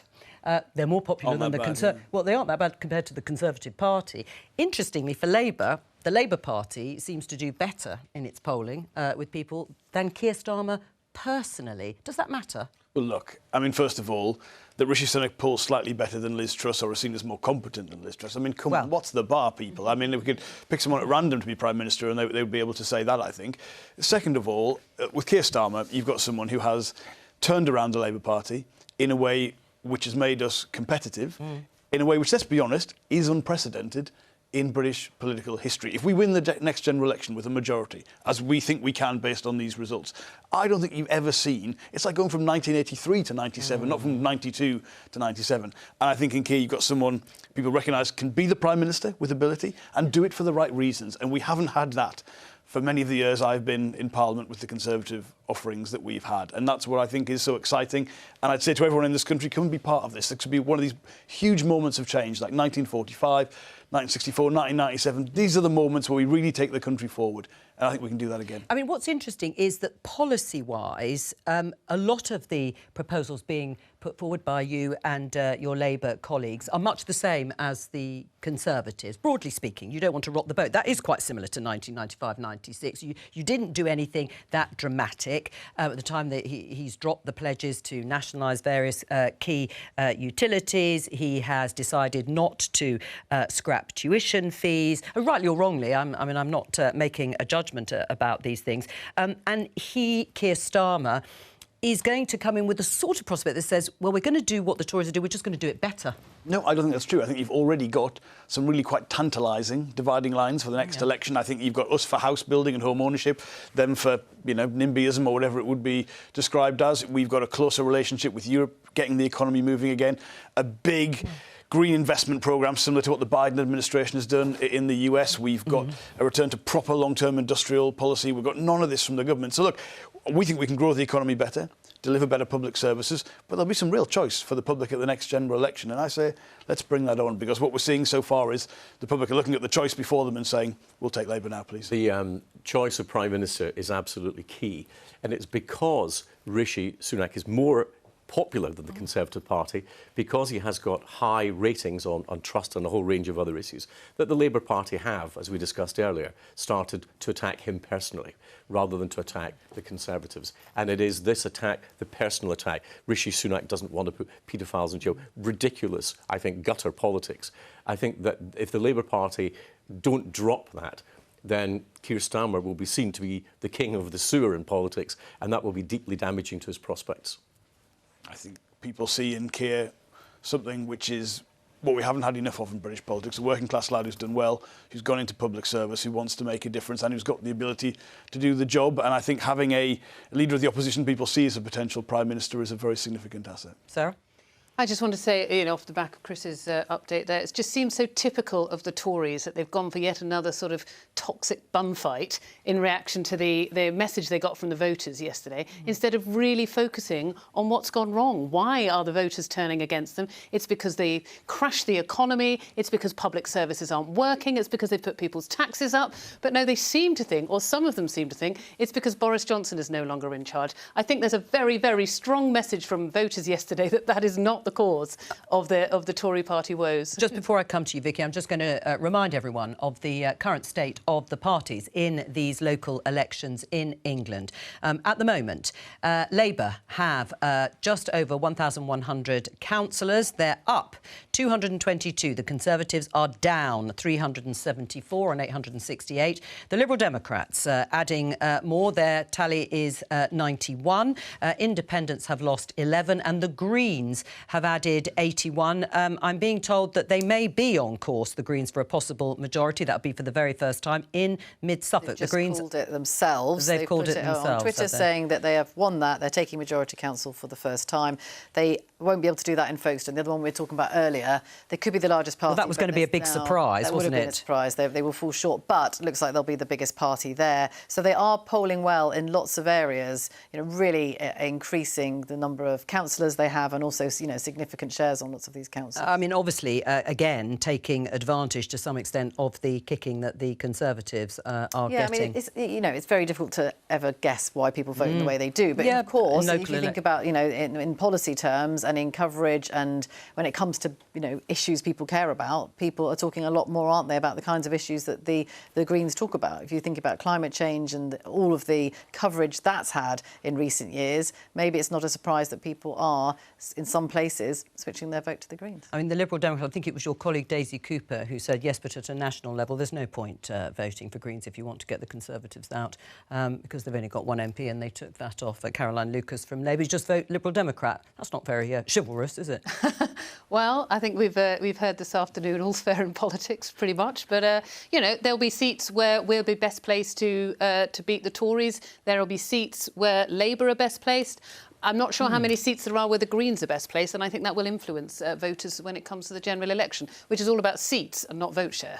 We've just got a few minutes before going to the news. Jonathan, in terms of talks with other parties, is that something you would advocate in area? No, because the public can make decisions themselves. They don't need political parties to make those decisions for them behind closed doors. And ultimately, of course, what we can say legitimately as the Labour Party is we're competitive in all parts of the UK. What's happened in Scotland is clearly very significant in terms of what that might mean for the next general election, and with the chance to gain progress there as well as in the north, the Midlands, the south. I don't think any other political party can say that. And I think we don't need to be talking to other parties because, as I say, you take these pictures on a whole, they tell us we should have some confidence in going forward to win a majority. Let me just give you a few more results. Rugby. The Conservatives have lost the Council of Rugby, 21 seats Tories, 12 to Labour, 9 to Lib Dem. Let's have a look at the change, seats change. Conservatives have dropped 2, Labour have gained 2. A straightforward swap there. Let's have a look at Slough. Now, this is in Berkshire. It looks as if Labour have lost Slough. It was Labour. It looks like it's no overall control. 21 seats there for the Conservative, Labour on 18. Now, there are a specific story here about financial difficulties. I think the council may even have gone bust at one change. But anyway, you can see the Conservatives have gained 16 seats and Labour have dropped 18. It's just gone 3 o'clock. Let's get the latest news from Lukweza Barak. Joe, thank you very much indeed. Results from England's local elections have seen gains for Labour and the Liberal Democrats at the expense of the Conservatives. The Prime Minister, Rishi Sunak, admits the results are disappointing for the Tories. Labour have taken control of councils including Swindon, Plymouth, Stoke-on-Trent and Medway, and say the results mean they can win a majority at the next general election. Well, the Lib Dems have won in Windsor and Maidenhead. Their leader, Sir Ed Davey, called the results groundbreaking. Our political correspondent, Ian Watson, has the latest. Friends, it's great to have Keir on the pier. The Labour leader claimed it was the Conservatives who were all at sea. 20 years of Tory rule in Medway and Kent ended overnight, and Sir Keir Starmer claimed his party was cruising to victory nationally. Make no mistake, we are on course for a Labour majority at the next general election. He says he's changed Labour, and its electoral rebirth is based not just on the number of seats won, but the geographical spread. Labour took control of Plymouth and Swindon in the south. It regained its traditional territory of Stoke in the West Midlands and won control of Blackpool in northwest England. Going down here. But there's a further concern for the Conservatives. The Lib Dems are doing well in areas Labour can't reach. With a general election drawing closer, their crowning glory was taking Windsor and Maidenhead from the Tories. 3, 2, 1... We knew we were going to do quite well, but I'll be frank with you, we didn't realise we'd do quite as well as we have done. The Liberal Democrats have shown that we can now beat the Conservatives, and we're actually coming back in our traditional heartlands too. The Greens have made some unexpected and spectacular gains in East Hertfordshire at the Conservatives' expense. They hope to take control of Mid-Suffolk, where the Conservative leader has already lost her seat. Our big claim to fame for Conservatives is always our ability to manage the economy, and that's always been one of our USPs. And unfortunately, because of what happened before Christmas, we've lost that reputation. Amid a cost of living crisis, Conservative staffers were probably grateful for this food delivery. Rishi Sunak promised to deliver policy promises too. What people want us to do is focus on their priorities. Halving inflation, growing the economy, reducing debt, cutting waiting lists and stopping the boats. Those are the country's priorities. The Conservatives have been pointing out areas where their opponents have been doing less well, while Labour has been arguing it now has enough political momentum to take it to a general election victory. But in truth, it's difficult to be that definitive. Yes, Labour have made significant seat gains as compared with what was a poor performance by them in 2019, as well as a poor performance by the Conservatives. But if you actually compare the results with last year, Labour's share of the vote, their own share of the vote, is actually on the sample of results we've got so far, and it is only a sample, is pretty much unchanged. Rishi Sunak is meeting world leaders ahead of the coronation. After today's results, it's perhaps not surprising he wants to focus on global, not local politics. Ian Watson, BBC News. The Electoral Commission, the body which regulates elections, has said that some people were unable to vote yesterday because they didn't have photo ID. Campaigners say the new voter identity rules had brought about a dark day for democracy. The requirement was introduced as part of the Elections Act 2022 and stipulates that voters in England, Wales and Scotland provide photo ID before casting their ballot. The system has been in place in Northern Ireland since 2007. Well, ahead of his coronation, King Charles has been meeting well-wishers in central London. The King spent about half an hour talking to the crowds that have gathered on the Mall and was later joined by the Prince and Princess of Wales. Tomorrow's ceremony will be the first coronation of a British monarch in 70 years. A Nigerian senator has been jailed for 9 years and 8 months, and his wife for 4.5 years for trafficking a man to Britain in order to harvest one of his kidneys. Ike Ekweremadu and his wife Beatrice plan to give the organ to their daughter, who has kidney disease. The victim, a 21-year-old street trader from Lagos, was offered $8,000 and promised a better life in Britain. The World Health Organization has declared that COVID-19 is no longer a global health emergency. Its Director General said countries could now transition from emergency mode to managing the threat. He warned that the pandemic had turned the world upside down, causing almost 7 million confirmed deaths, adding that the true figure was likely to be 3 times higher. And just to remind you that you can find out the election results in your area by heading to the BBC News website, and all you need to do is type in your postcode. That is your news summary. Joe, it's back to you. Luqueza, thank you very much. Well, we've reached an important point in this afternoon's special local elections programme, because we can bring you the breaking news of the projected national share in these local elections. Let's just put those figures up in front of you. The projected national share is the figures that are calculated of how the three main parties would have performed their share of the vote if everyone in the country had been voting. You can see there that Labour is on 35%, the Conservatives on 26%, the Liberal Democrats on 20%, and others on 19%. Let's get some context of what this all means in terms of the parties' individual performances and compared to previous years with Professor Sir John Curtice. John.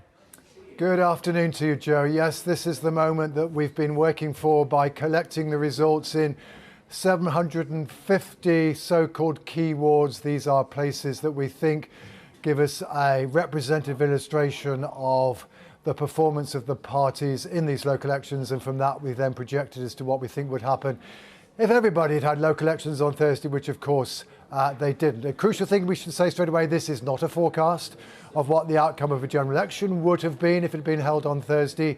It is a measure of the performance of the parties in the local elections, designed to make it possible for us to compare the performance this year with previous years. So, headline number 1, the Labour Party's lead over the Conservatives at 9 points is their biggest lead on this estimate in any set of local elections since the Labour Party lost power in 2010.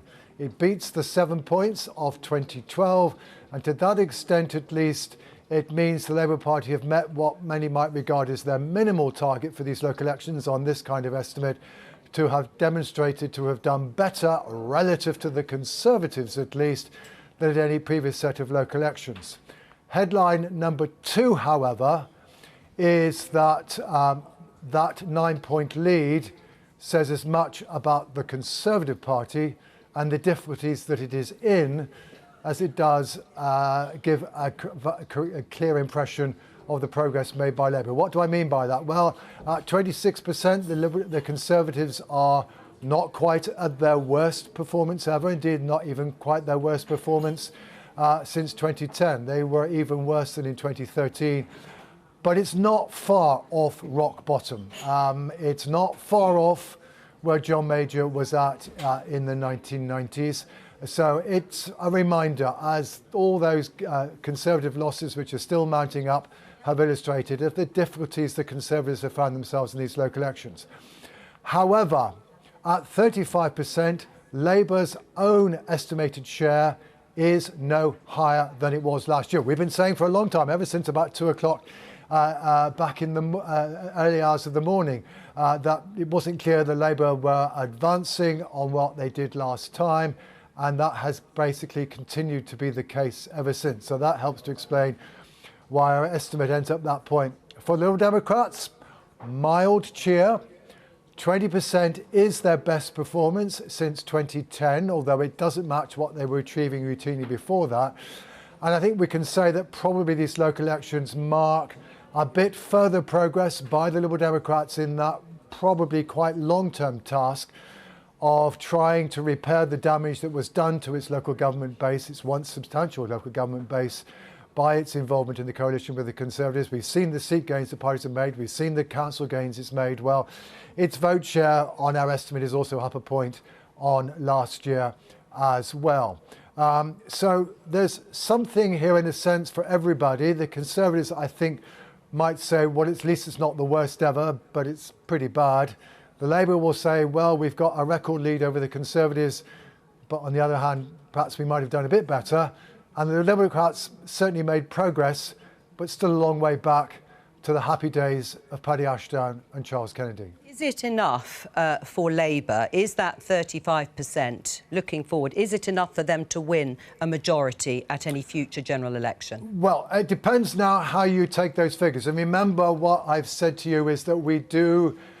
this is not an estimate of what the parties will go to general election. So what we then have to do is to say, well, what is the swing implied by this, and how does it compare with the swing that the national opinion polls are showing? And national opinion polls, of course, have the Liberal Democrats much lower because the Liberal Democrats do much better in local elections than they do in general elections. So it's difficult for all the parties to match where they're at. Well, the implied swing here from 2019 is 4.5%. The swing in the most recent opinion polls is 5%, with a 16-point lead in the polls. Labour would have enough to get an overall majority at 4.5%, perhaps just enough, much depending on Scotland. So maybe just, but only if you look at it in that particular way. We might later on remember how Peter Snow used to deal with these events, give you a little bit of an idea of what happens if we simply took those numbers that we've just given you and what would happen in those circumstances. But the truth is that's not an attempt to seriously answer your question, as opposed to just have a little bit of fun towards the end of the programme. Well, we're always up for having a little bit of fun.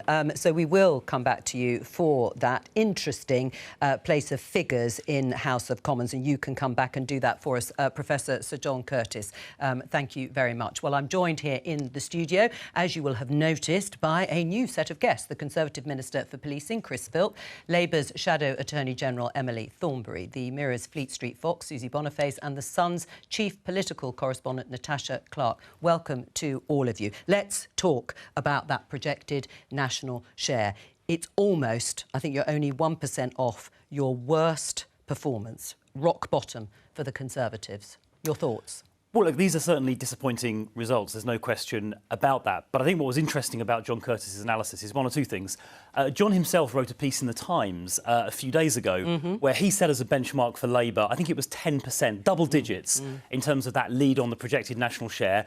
And the figures you just put on the screen fall short of that. Indeed, the 9% you put up is barely better than Ed Miliband managed in 2012. And as John said, in 2013, just 2 years before David Cameron won an outright majority, we did worse than this. So I think while they're disappointing for us, no question about that at all, they don't, I think, demonstrate that Labour have made the progress they would have wanted to make. No increase in Labour's vote share. Well, we'll come on to Labour.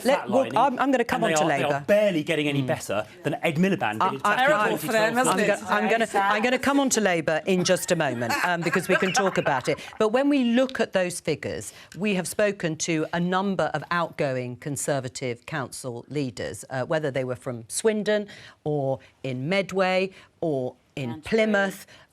It's across the board. It's more than disappointing, isn't it? Because it's pretty well everywhere, geographically, I'm not sure in every council, but everywhere across the country there is a pattern here that people are saying, we've had enough of the Conservatives. Well, it's not unremittingly bleak. There have been places where progress has been made, like Peterborough and Harlow. We've, now the biggest party, I think, on Slough, where Labour have lost control. So it's not an unremittingly bleak picture. But clearly we have work to do. And I think that's why the Prime Minister set out those 5 pledges, grow the economy, halve inflation, cut waiting lists, stop the boats and reduce debt. And I think if we deliver on those things over the next year and a half, that will be something the public would really welcome. Would you admit that people don't believe you are going to, and that's perhaps why they have delivered this verdict? Just to refer back to the gains that you talked about in Peterborough and Harlow, you've gained 1 seat in each of those. The Slough I give you because I just did the results, and there's a special set of circumstances there because of some sort of financial difficulties. No doubt. Yeah, fine. Right. But one step. Well, Croydon, I don't think the elections have been fought, are they? But let's stick to the councils we are talking about being contested. So that's 1 seat gain in both those places. So other than that, is it the failure to deliver? Because Rishi Sunak, however hard he tries, cannot distinguish himself from Boris Johnson and Liz Truss. I mean, he is the latest Conservative Prime Minister who hasn't delivered, and the cost of living, we heard from ex-Tory council leaders that was the issue on the doorstep. Well, I think, in fairness, anyone, probably even Emily, would accept that Rishi Sunak is very different to Boris Johnson. But these are his results. Truss. This is his party. I think clearly across Western Europe. Let me finish. I'm going to come to you. I'm happy to interrupt you if you want. Look, across Western Europe, incumbent governments face huge challenges. The cost of living crisis, most obviously. That is not unique to the UK. It affects all of Western Europe, indeed the whole Western world. And, it takes time to sort those problems out. I think the 5 pledges are the things the public want the government to focus on. And I think if we're able to deliver on those 5 things, reduce halving inflation, growing the economy, cutting debt, stopping the boats and so on, reducing waiting lists, that is something that will put us in very good stead for the next election. But the public do want delivery. Right. Well, let's have a look at... Yes, they certainly do. And as I say, I think a lot of them just feel it's not going to come from you. Let's just take a look at some of the results. The Liberal Democrats have held Wokingham, John Redwood's area, the Conservative MP. It's a hung council. Basingstoke is hung. Broxtowe, Labour have gained Broxtowe. South Hams, we were hearing about there from our correspondent in the South West. The Liberal Democrats have gained. Labour will be very pleased with that gain in North East Derbyshire. The Conservatives have lost in Pendle and Labour have lost in Slough. That just gives you a bit of a picture across the country on top of some of the results that we have known. They've just literally come in the last 10 minutes. So those are the latest results. Let's go back to that projected national share. 9-point lead over the Conservatives. It's substantial. It is the biggest, certainly in the last few years. Chris was referring to when Ed Miliband was leader, but tight, really tight on the swing that John Curtice was talking about. Your colleague, Jonathan Reynolds, sitting there, was very confident about marching to victory with a majority. Not on those figures. Not in progress has been made, but not quite enough to seal the deal. Well, OK, so let's put it this way. It's a 5-point lead from 22. It's our highest lead since 97. It's a base camp. Nobody said that we didn't have a mountain to climb. But, I like the view from here. I think it's all right. We're happy today. We've done really well. We've worked really hard. I'm very proud of all our volunteers. We have some fantastic results, and we will be able to deliver change to an awful lot of people up and down the country. And we're the party that's representing the whole of the country, and we have a really good chance now of winning the next general election. It is something to be cheerful about. This is something you won't be cheerful about, Chris Philp. I mean, it is continuing pattern. That's quite a dramatic result there in Bracknell Forest. Labour have gained that from the Conservatives. We can see the number of seats. Labour on 22. The Conservatives on 10, Liberal Democrats on 7. Look at the change in seats. That's quite a big seat change, bigger than we've seen most of the afternoon. 18 seats to Labour they've gained. And, you've dropped 27 in an area that one might have said was a pretty safe Tory part of the world. Liberal Democrats have gained 7, Greens have gained 2. It looks as if the opposition parties have come together and taken pretty well all your seats.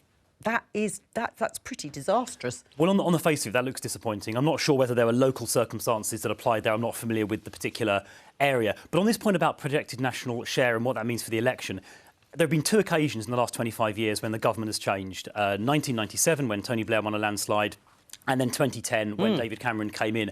In the local elections before those general elections, so in 1996 and in 2009, the party that was entering power, Labour in 97, Conservatives in 2010, had national vote share leads in the preceding local elections, getting close to 15%.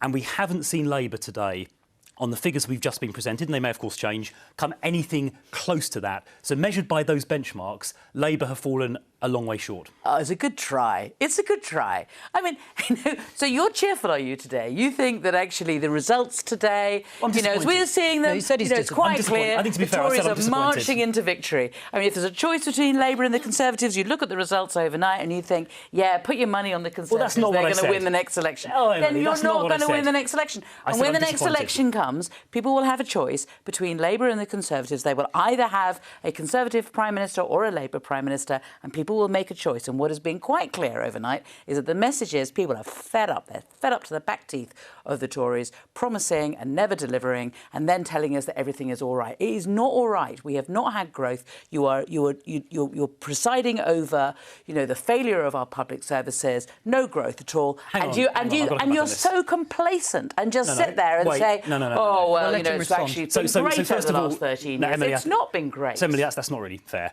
So first of all, we're not complacent. Those five objectives, I think, demonstrate clearly that Rishi Sunak and the government understand there are things that need to get sorted out, and those 5 things are top of the list. Now, you said there's been no growth, right? I mean, last year, 2022, we had the highest GDP growth in the G7. The previous year, 2021, we also had the highest GDP growth in the G7.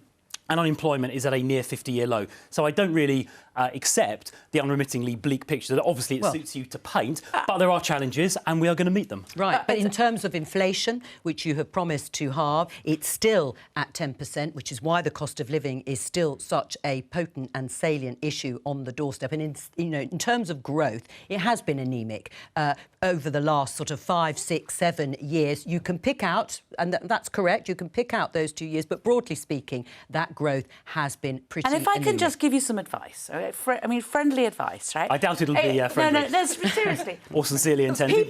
People well, we're all listening. People don't believe you when you say that cost of living is the top of your priorities. They don't believe you because they don't see you doing anything about it. And that's what your problem is. It's all very well, saying, oh, no, but if you start telling people, A, that there's no problem, or B, that you're doing something about it, which you seem to be saying both at the same time, and people kind of see, actually, we are getting poorer. Over the last 13 years, look at what the Tories have achieved. Are we poorer? Yes, we're poorer. Are our services worse? We're not poorer. Yes, we are. You see, you're doing it again. I seriously don't think you should do that. Let me look. We've said we're aiming to halve inflation. You said we've done nothing about the cost of living. Okay, the government has spent about £100 billion over the last year alleviating cost of living pressures. Today, as we sit here, Emily, you yourself and me and everyone else watching are paying energy bills that are half the level they would be but for the energy intervention announced last year. So how you can sit there and seriously suggest to viewers the government has done nothing when it spent £100 billion and has halved our energy bills is ludicrous even by your standards. The action you take is not sufficiently effective. Your windfall taxes allow the oil and gas companies... I'm so sorry, we're already showing these pictures. These are Greens celebrating. I don't mean to intrude on private Green. In mid-Suffolk. Now, you may remember many hours ago when the programme began that the Greens were predicting that this could be the council that they actually win and become a majority party on, and it looks as if that has happened, hence those celebrations. So this could be the first time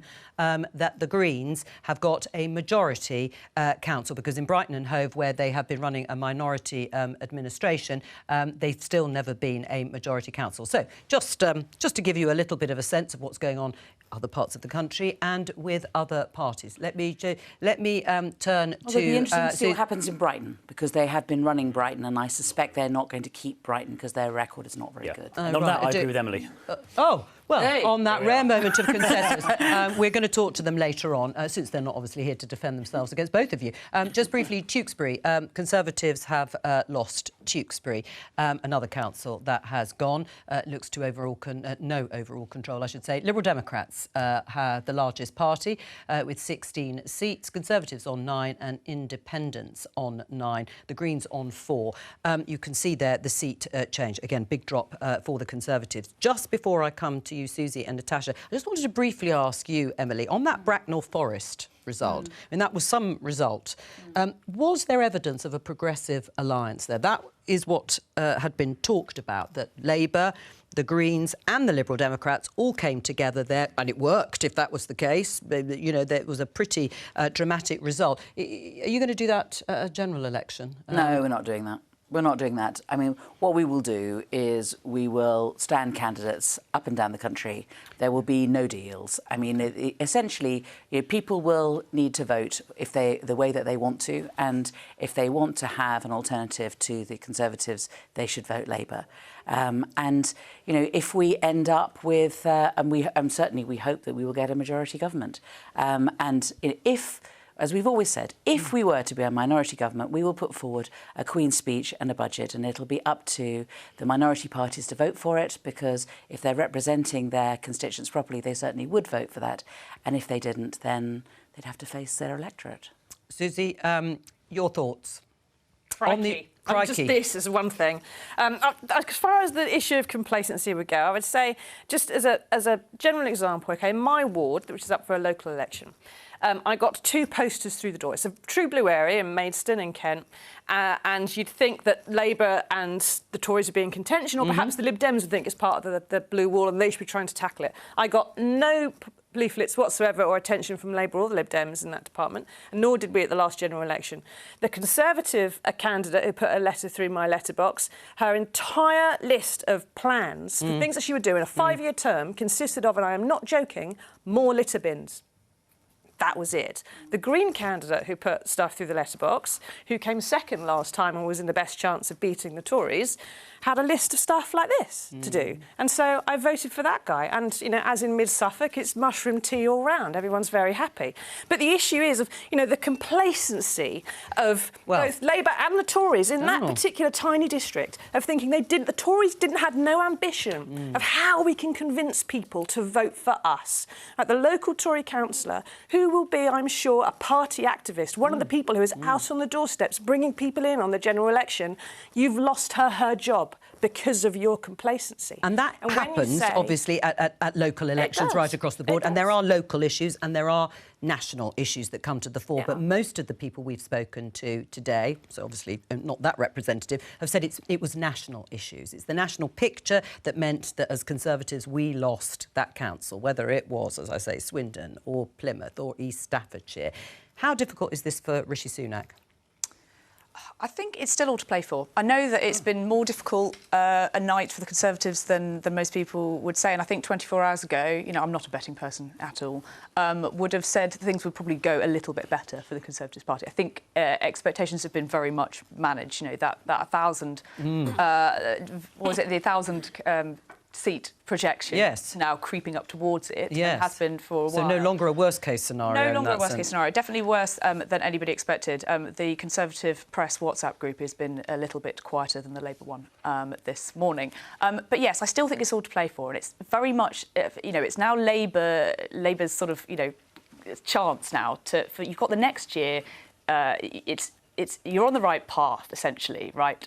The Conservative Party have shown that there is still something to play for them, but Labour have shown that they can nearly get there, and that's why I think it's still all open. I think it's still all a chance. Rishi Sunak has only been in power for 6 months. He's not had that much time to show exactly what you know, the policies that he's got. He's done well so far. He's had a good 6 months, but it's going to take another year to show people that those 5 promises can really be delivered. Can I just answer your point about Kent though? Because I hear what you're saying about Maidstone, but I mean, if you think about Kent, we've only had one Labour MP until quite recently, and there are areas where we have been in contention and where we're now fighting back. So if you think about, you know, I think we're going to see some really interesting results in Dover and Deal. We're quite hopeful about that. Medway, we won some seats in Folkestone, central Folkestone. 3 of my friends got elected this morning. The boundary Thanet, changes. Canterbury. We've just beaten the Tory leader of the council in Canterbury. Right, but with the boundary changes, the Maidstone and the Weald constituency has been split in 2. Helen Grant, the Tory, is about 400 votes ahead of the Labour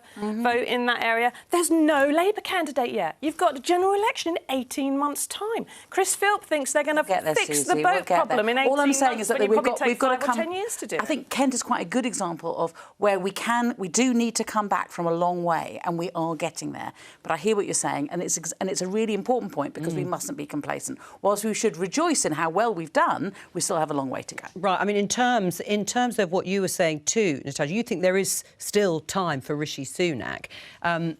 Our political editor, BBC's political editor, has spoken to a Boris Johnson supporter, saying that, you know, he's got to own these results. It's about the economy, stupid. He was the Chancellor under Boris Johnson. Obviously, we hear where this person comes from politically, but he ousted or helped oust Boris Johnson and Liz Truss in order to become Prime Minister.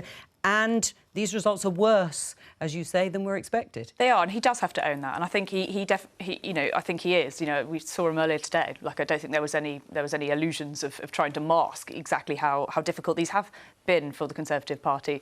In the past few hours, and we're obviously seeing that as these results come in. But no, I do think that, you know, a year out from a general election, I just don't think it's too early to predict exactly what's going to happen. Well, let's get a different voice and talk to Marianne Overton.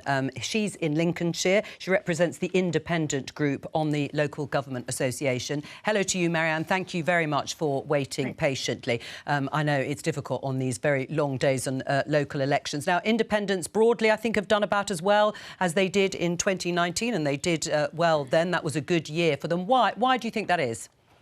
And independents are local champions. They're people in the community who have already done great things locally. So it might be running businesses or charities or voluntary organisations.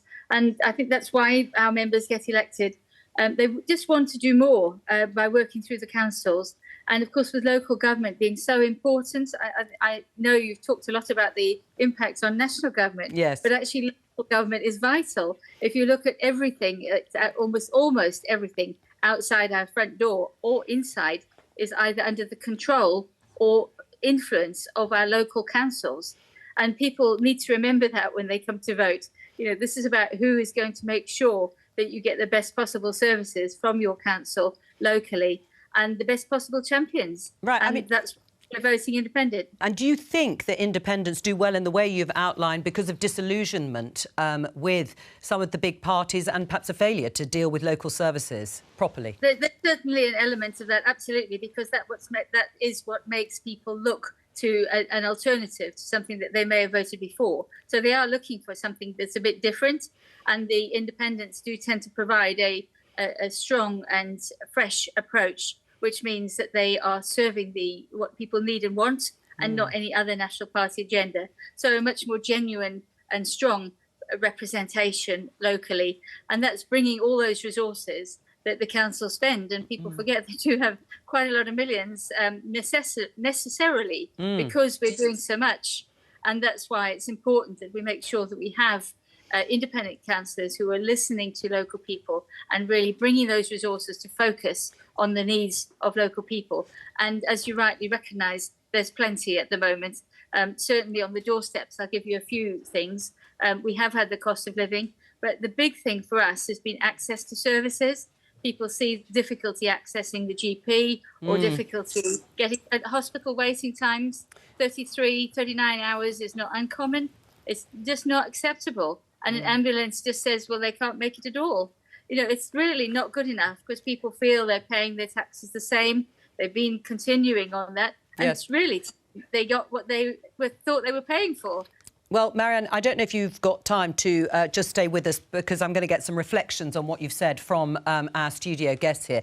But, Chris, it is interesting, the number of independents, a large number of independents running services, local services, because these are local elections, better in many places, as Marianne has said. Why do you think it is?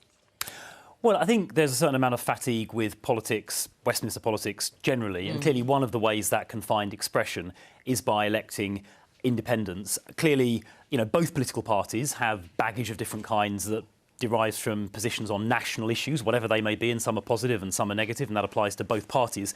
Clearly, when someone runs locally as an independent, they don't have any of that national stuff that goes with it, so they can focus exclusively on local issues. Now, of course, there are many Conservative and indeed Labour local councillors who do a really good job as well, but I think independents, have that sort of advantage. I would say that Conservative councillors, where they're elected, do generally do a better job, delivering better services for lower council tax. We've seen those two councils, Croydon and Slough, that Labour in the past have bankrupt. But I think, anyway, that's my diagnosis of why we see independents, doing quite well. Well, let Marianne, you're shaking your head there. What did you want to say?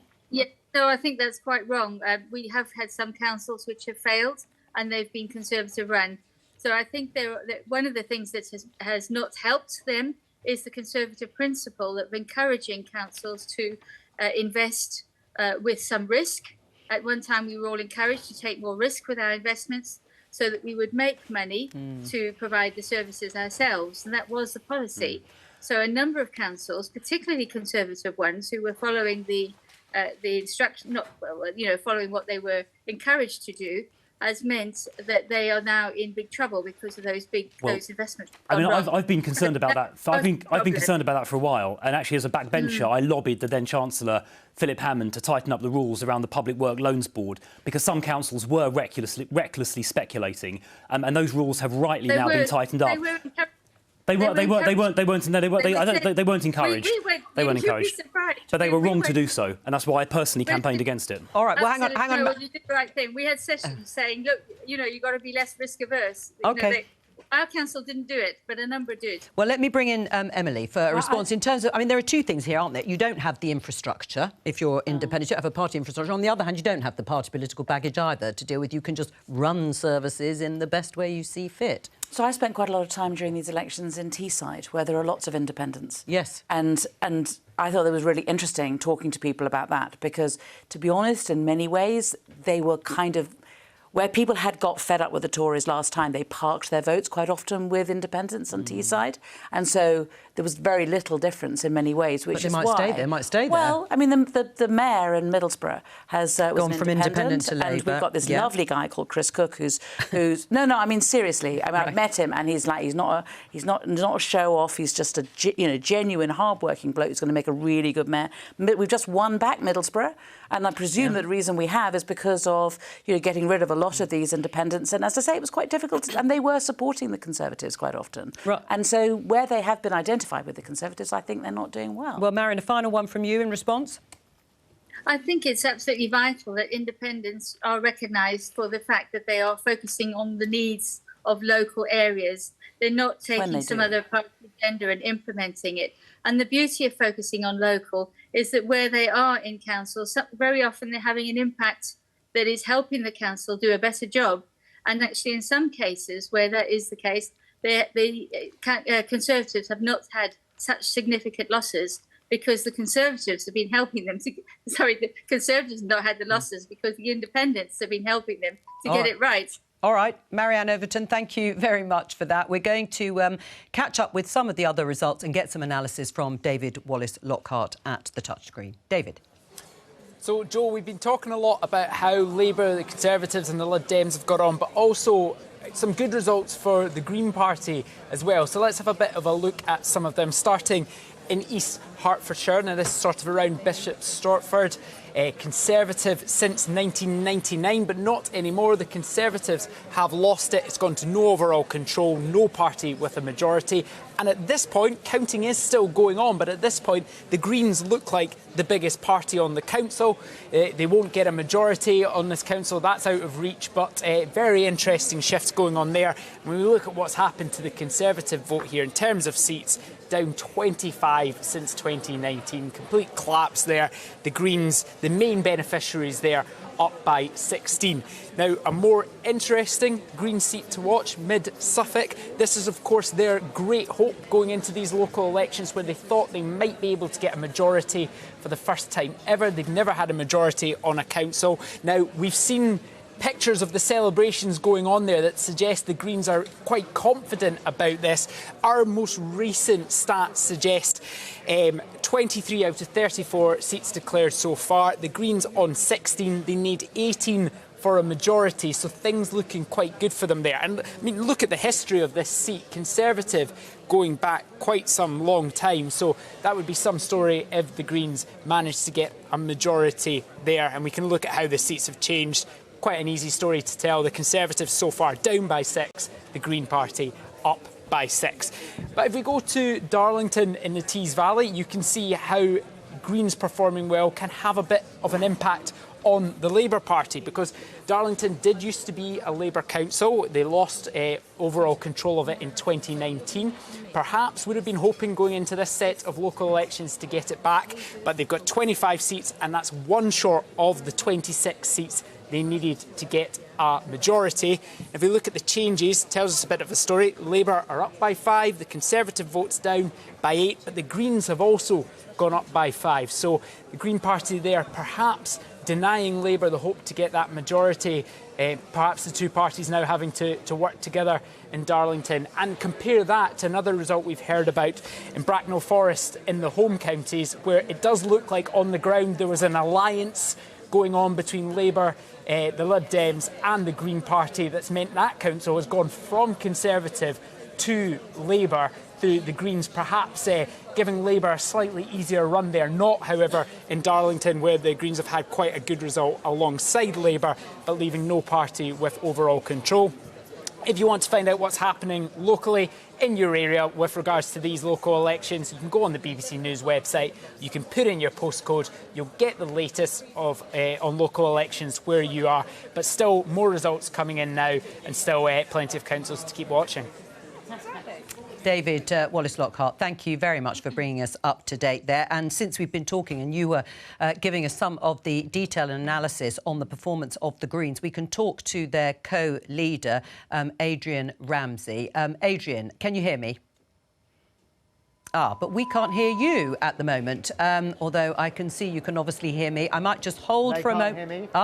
Now we can. Now we can. Don't worry.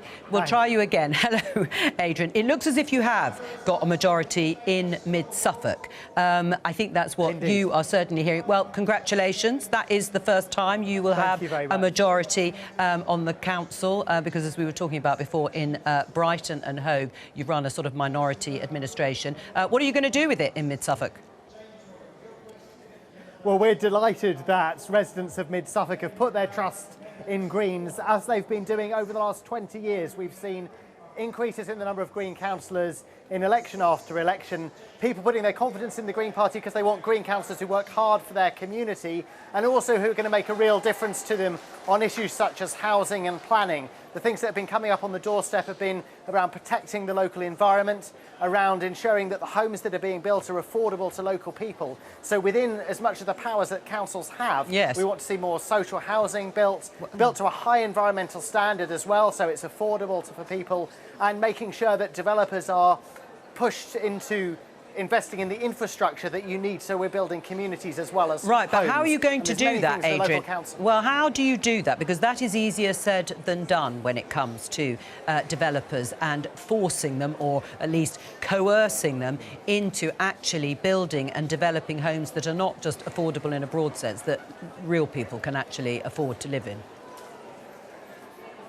Of course, councils have to do everything they can within their own powers, including seeking to build their own social housing, as Green councillors have already been doing, for example, in Lewes and in York. And we want to do the same here in Mid-Suffolk, ensure that the homes that are built to a high environmental standard with renewable energy and good insulation, which keeps people's bills down as well as creating jobs. And look, yes, you're right, there's a certain amount we can do by virtue of running councils, and we've got more and more authorities where Greens are in a real position of power and influence, and with a majority here in Mid-Suffolk.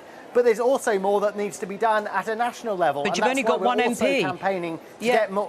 Well, at this election, what we've seen is a big concentration of Green councillors elected in places like here in Mid-Suffolk, growing numbers in Herefordshire, in Bristol, where we're already the largest party. That paves the way in places like that for us to gain more Green MPs does and it? people to elect Why does more it Greens to represent them do you at a not, national well, level? do you not accept, though, I mean, history hasn't proven that, if you like.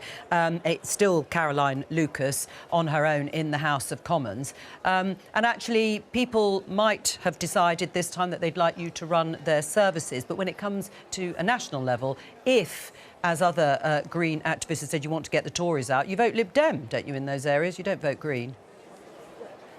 Well, rounds here in mid-Suffolk, you'd be struggling to find too many Labour or Lib Dem people knocking on doors, or even too many of their candidates. The Greens are very clearly the main challenger, and the same is the case in other areas as well, such as in Herefordshire, where Greens are building in our number of seats. So people will know in those places where Greens are the main challenger, as we are also in Bristol West, for example, that we're campaigning hard to win the next set of Green MPs in their area. And look, if you look at the sorts of issues people are raising with us in terms of a cleaner environment, measures to address the cost of living crisis, tackle inequality, these things need more Greens elected at a national level as well as at a local level, so we can really make a difference in fighting for fairer, greener communities. Adrian Ramsey, thank you very much. And just to confirm, we are reporting that the Greens have won that majority in mid-Suffolk, giving them their first council as a majority. And any reflections, Susie, in terms of Adrian Ramsey feeling that this perhaps finally is, you know, a sign that the Greens are on the march here, certainly at a local level? I think they're probably benefiting from the same thing that Labour is to some extent, which is how badly the Conservatives are doing nationally, and therefore someone's picking the other candidate in their area. But let's just take a second and say I'm going to be really fair and kind to Rishi Sunak for a bit here, which is that when he came in after Liz Truss and Boris Johnson, it was as a safe pair of hands. And the ministers that I've spoken to and the people that I've spoken to, the Tory grandees and so on, they know full well they are not going to win the next election. They are not even optimistic they're going to win the next election. The ones that I speak to, I don't speak to you. Maybe you should. But, I'll give you my number. But they're not, because Well, I'll ask the him in a idea of minute. Rishi coming in was to get as many people as possible on the lifeboats. Because if Liz Truss was still Prime Minister today, if Boris Johnson was still Prime Minister today, Chris wouldn't be sitting here saying he was disappointed. He will be openly weeping and begging for it to end. But then does that mean, as Natasha was saying, there is something to play for? Because Rishi Sunak is not Boris Johnson or Liz Truss. The problem is... agreed with you. So I just don't think that's the case anymore. You don't? I genuinely feel, like talking to MPs, there is that hope is just beginning to creep back in there, and people are daring. These results. They're not the voters. The election was lost at Barnard Castle. They lost it there, and they're just losing it in different ways every day since. I think that there is going to be an argument in the next year or so that is going to fade from voters' minds. Genuinely, I think that it's going to be a new Prime Minister making new priorities, and he's going to be able to distance himself enough to at least make that case at the next general election that he's put that behind us. Rishi Sunak is not Boris Johnson. He's not Liz Truss. He's making himself very clear blue water in that line. I think that there's a very big case for that, you know, coming years' time. Do you think there'll be nervousness, though, from MPs in local authority areas that have gone back to Labour if they were former strongholds? Areas like Stoke-on-Trent, 3 Conservative MPs, but the council has gone back to Labour. That Liam Fox was saying it doesn't matter. They're different things, local elections and national elections. Will there be nervousness? Will there be pressure being put on Rishi Sunak to change something? Yeah, there should, and there should be. They should be, you know, the Conservatives need to look at these results today and look and what does that mean? Labour making gains across the country in the places that they need to win another election. I don't think that people, you know, are arguing with that. I think the Conservatives do need to look at that and do need to say, what are we offering? If we are going to have an election in 12 months' time, what are the things that we need to do, those policies that we need to get in place to get that ready and really to deliver on those 5 things? If that is the case, Rishi Sunak has got very much in tune with some of the nation's priorities, waiting list votes. It's people keep bringing that up on the doorstep again and again and again. But if he can't show that he can deliver it, then it's going to be a problem. Let me show you latest results, and I'll come to you, Chris Philp, for a little bit of reaction. We can show you here councils that we now have results for. Gedling is a Labour hold. Weiberg is hung, so no overall control. Woking is a Liberal Democrat hold. We've just been talking about the Greens gaining Mid-Suffolk. Filed there, the Conservatives have held on to it. Ashford in Kent is no overall control, a hung council. Now, Torbay, we were talking to our correspondent down there in the southwest, wasn't sure that the Conservatives would actually gain Torbay, and High Peak is a Labour gain in Derbyshire. Not a marginal. Let me just show you Tewkesbury, because while Torbay is good news, Tewkesbury is less so. That is a bad result for the Conservatives, that loss of that council. We can see the Liberal Democrats are now the largest party, and that's because if you look at the change in seats, they've gained 8. The Conservatives have dropped 14. Independents and Greens have gained 3 apiece. Taking those 2 results, Chris, you would agree that that's a surprise loss, really, in Tewkesbury, and Torbay again. Delighted. Yeah, so Tewkesbury, obviously, you've shown us the figures. Very disappointing to lose that, although the total number of seats are quite similar. Lib Dems only a little bit ahead, but disappointing to lose it, no question about that. Result in Torbay, fantastic to win that council back. There's great local MP Kevin Foster down there as well. Not a single Labour councillor, I notice, on that local authority. So delighted to have won back Torbay. Right. I mean, obviously, Mark Harper, I think, is in the area of Tewkesbury, isn't he, as Conservative MP in that region, talking about nervousness. Do you sense? Is that right? Who I thought he was? I thought Mark Harper's Forest of Dean, and I think Lawrence Robinson's Tewkesbury, but I may have misrecognized. No, you may be absolutely right. It was not far away. But I mean, do you think there will be nervousness amongst MPs in those areas where the Conservatives have lost strongholds? Well, look, I think as an MP of either party, it's always good to have lots of local councillors of your own party because you obviously campaign together on local issues. You try and make a positive difference for your local neighbourhood. And when it comes to the mechanics of campaigning, delivering leaflets, knocking on doors, it's good to have local councillors. So, I think colleagues will be disappointed, as I am, where we've lost councillors or councils, but where we've made gains, like in Torbay, like in Slough, and made some progress. They are rare, aren't they? Yeah, look, there's no question it's disappointing, but without wanting to rehearse the arguments or debates rather that we had half an hour ago, Labour are not performing at the level that John Curtice said as a benchmark in his Times article, nor are they performing at the level that Tony Blair did in the mid-90s or David Cameron in the late 2000s. I think the point is that where there are marginal seats that we need to win for a parliamentary majority, we are doing really well. But also, you are in trouble in all kinds of places. I mean, Oliver Dowden in East Hertfordshire, he talked about his constituency as being the privet hedges of suburbia. It's Hertsmere. Sorry, it's the other end of the county. But he talked about the privet hedges of suburbia. That's what his constituency was. Well, the privet hedges of suburbia seem to have spoken. Well, they seem to have said that they should naff off. Well, I've got a few privet hedges. Have you? And have they spoken to you? Well, we didn't have elections this year, but last year we had a Conservative mayor being elected because Labour had bankrupt Croydon Council. I think that local authorities up and down the country are having no matter what colour they are having a really difficult time when it comes to funding. There is no doubt about it. And I have seen a number of Conservative councils being bailed out, and we've seen a number of councils that have had a very difficult time. I understand that.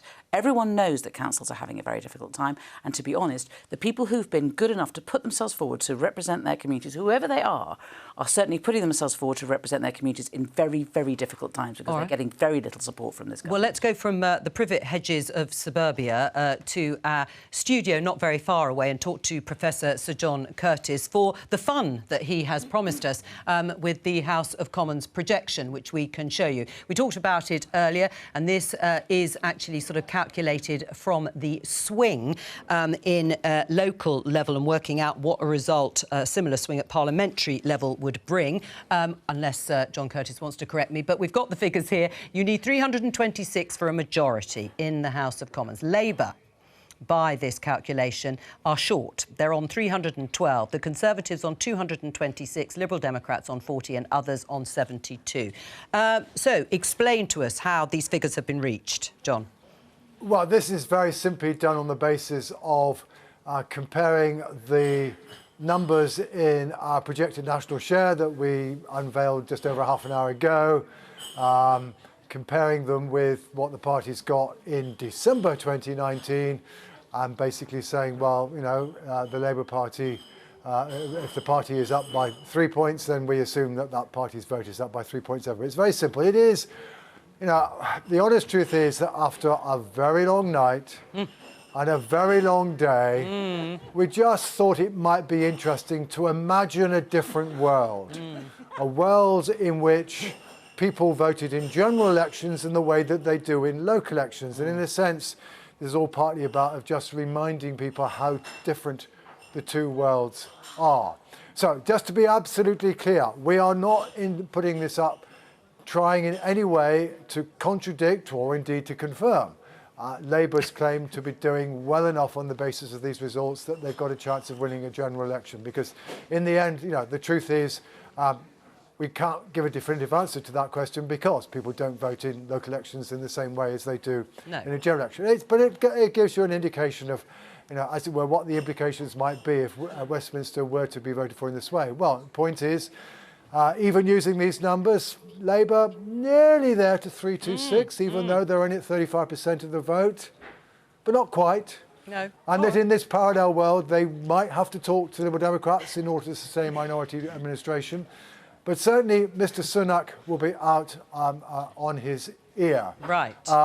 So, you know, that's what we just give you as a little illustration of, you know, what Westminster might just look like if the world were different. Well, it's always nice to be transported to a different world. Thank you, Professor Sir John Curtice, very much for that House of Commons projection. Let me just get a reaction there. I mean, Labour within striking distance. Yes, all those caveats that you just heard from Professor Sir John Curtice, but they're not far off, are they? Well, look, as John said, it's all good, clean fun. Yeah. Local elections are different to general elections. You know, we've seen in the past parties, actually the Conservatives, in I think 2000 and in 2004, doing really well in local elections. And then, but then Tony Blair won. Then going on to lose to Tony Blair. On both occasions. The question I want answering is like, where is the swingometer? Like, surely when we're looking at these uniform swings, we need to have a swingometer, as Jon Snow used to have. Has the BBC been economising? I think everyone. I think you're trying for distraction tactics here. We may well have one of those at the general election. You're just short. By that calculation, not as Jonathan Reynolds, your colleague, said. No, we're absolutely on a path to winning a majority at the next election. Well, I think, obviously, on the basis of this, we have 72 independents. We're not going to have 72 independents. People will need to make a choice between a Labour and a Conservative government. And as I said earlier, you know, this is the base camp. We've got a mountain to climb, but the view from here is all right. What do you think of those figures, Natasha? Keir Starmer's been saying all day a majority. That's not a win. No, is it? And he not knows, the largest party. He's not quite there. He's not quite confident enough to say a win yet. But yes, no, very interesting figures, and that's exactly sort of like where, you know, I think probably underestimating the Conservatives in this swing. Obviously, we know that general election it's just not going to look the same as it does. But yes, this is where I would say if I had to bet, and I don't like betting, I'm not a betting person, but do have to bet on a general election in 12 months' time. I think that's where we're heading. Is that, you know, Labour minority, you know. Administration. That's where I think we could be. Where do you think? Do you think they're being too bullish, Labour, about their prospects? Again, as you say, this is not scientific in that sense. They are different sets of elections, but it is what politicians and us as Westminster watchers like to look at, and the voters would probably like to see as well. I don't think anyone could accuse Keir of being too bullish. He's calm, he doesn't do that. He doesn't do that. Yeah. But I think it hasn't been. It's not unknown. We would all like a lovely, clean, you know, have an election. It's really clear, decisive, and the voters want that too. But it's not unknown. For example, in '74, Harold Wilson needed 2 goes to get a majority. There was a hung parliament to start with. He needed a second sort of heave to get it over the line. And it's entirely possible with the way things are that's what is going to have to happen here, that there'd be a brief period of government. This doesn't presume any progress in Scotland.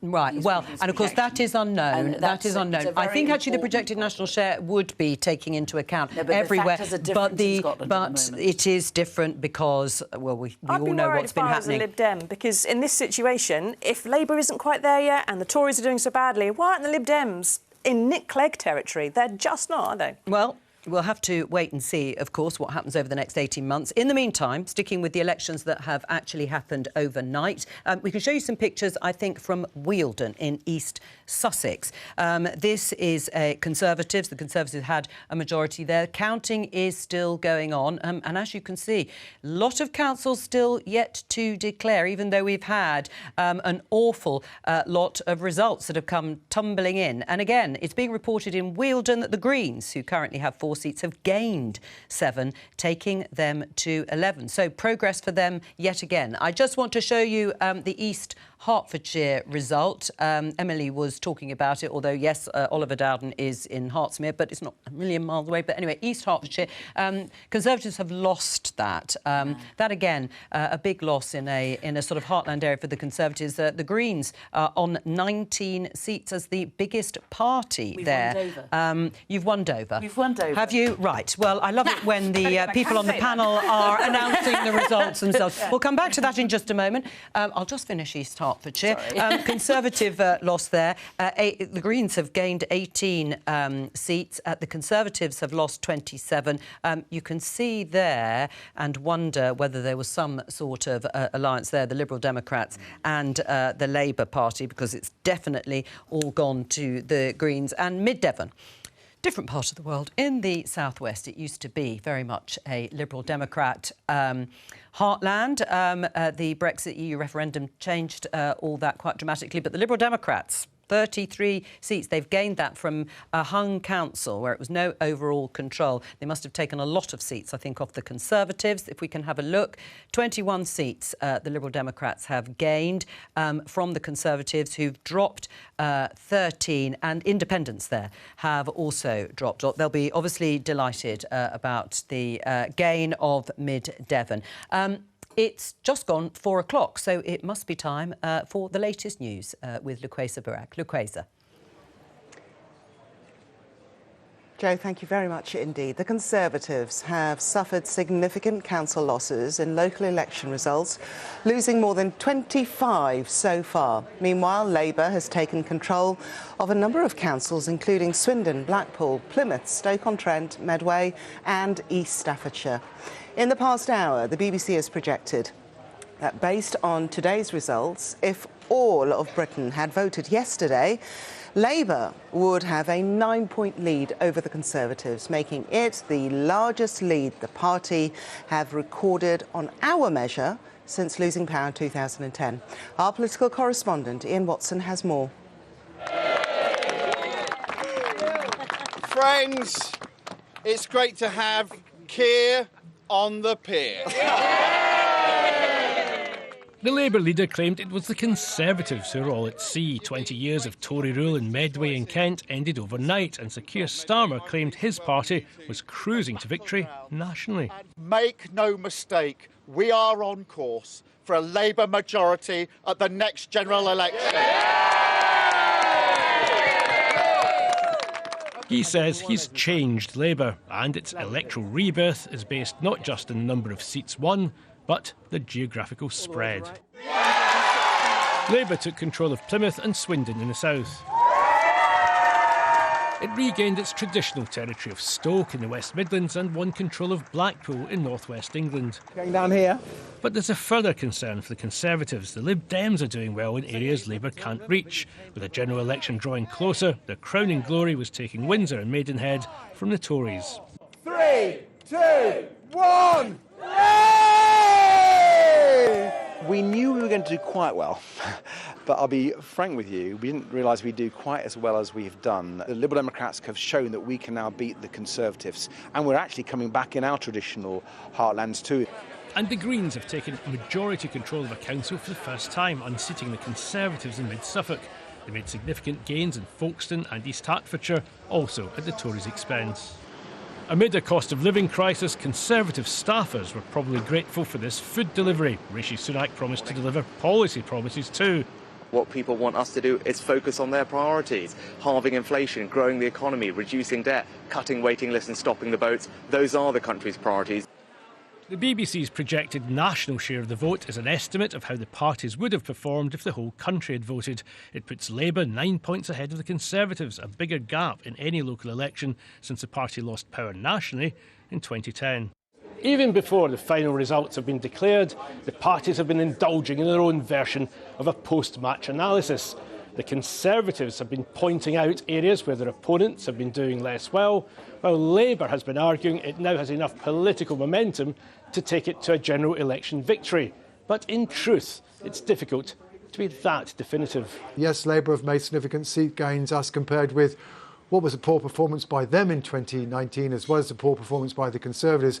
But if you actually compare the results with last year, Labour's share of the vote, their own share of the vote, is actually, on the sample of results we've got so far, and it is only a sample, is pretty much unchanged. Rishi Sunak is meeting world leaders ahead of the coronation. After today's results, it's perhaps not surprising he wants to focus on global, not local politics. Ian Watson, BBC News.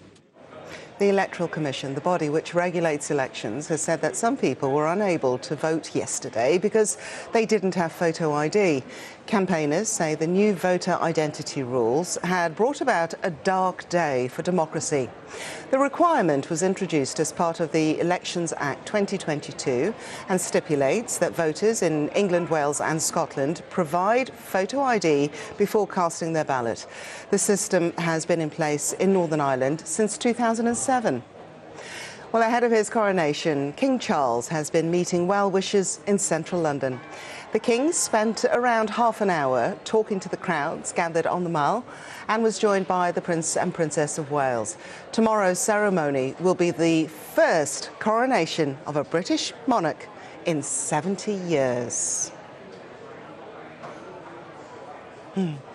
A Nigerian politician has been jailed for 9 years and 8 months, and his wife for 4.5 years for trafficking a man to Britain in order to harvest one of his kidneys.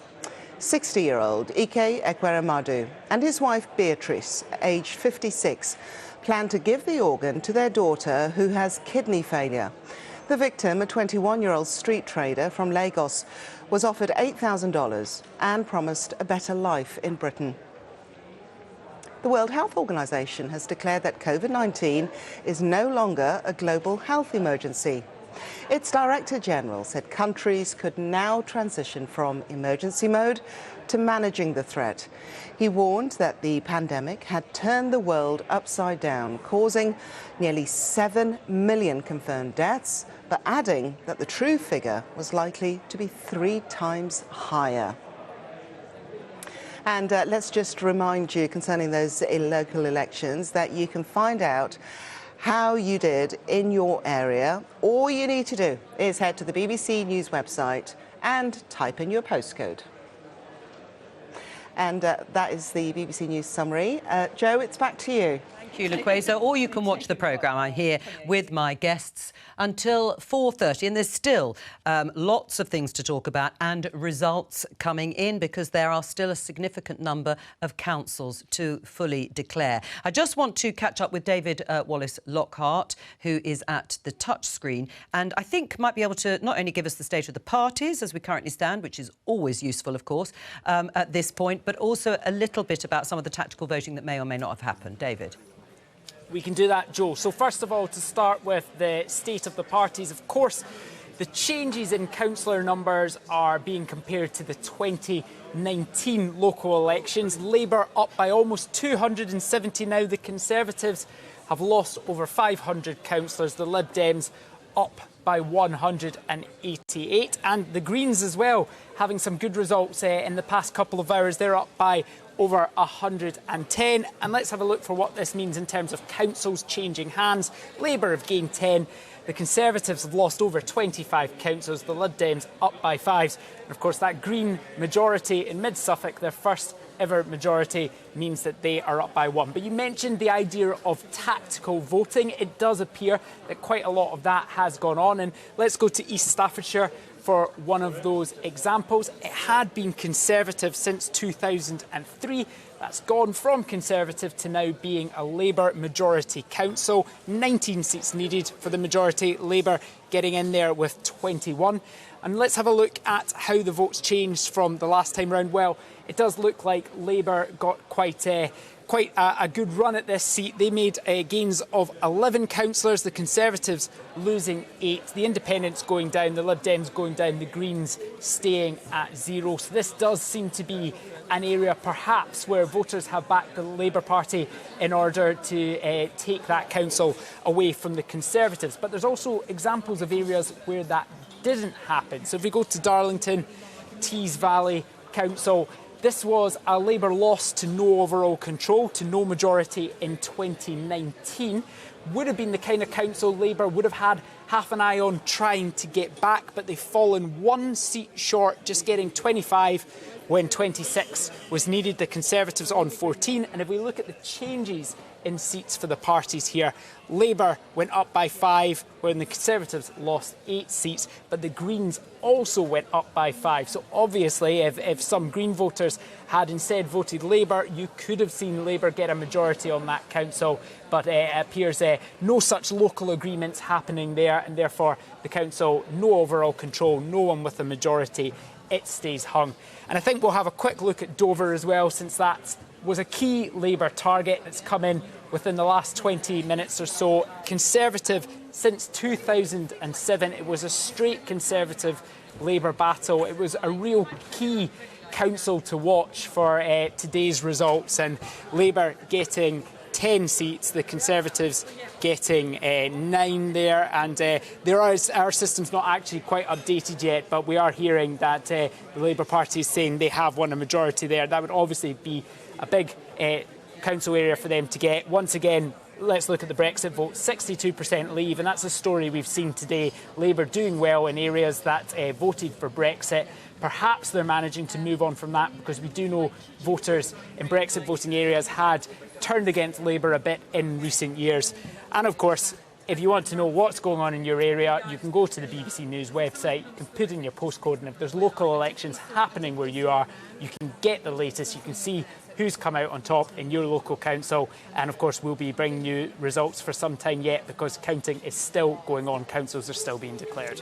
David, thank you very much for that update. And I'd like to pick up on something that David referred to there, and that is Labour's progress in areas that were very heavily Brexit-leaning, voted to leave in significant numbers in the referendum in 2016. You called Dover, Emily, and we're still getting those results in. Labour think they might have got a majority, but it's not quite clear yet. But in the meantime, I just want to bring you central Bedfordshire. This is a big loss for the Conservatives, a very solid Conservative area. It's independents who have benefited from the Conservatives losing seats, and they've lost an awful lot of them. If we can just show you, the independents have gained about 13, and the Conservatives have lost 23. I mean, they've really been kind of decimated, haven't they, there, Chris Philp? I mean, it is a pattern, perhaps not as many as that, but it is a pattern across the board. That's a disappointing loss. Well, that is disappointing. There's no question about that. It's not quite across the board, as we've discussed already. You know, we've won in Torbay, we've won in Slough, we've made progress in Peterborough, in Harlow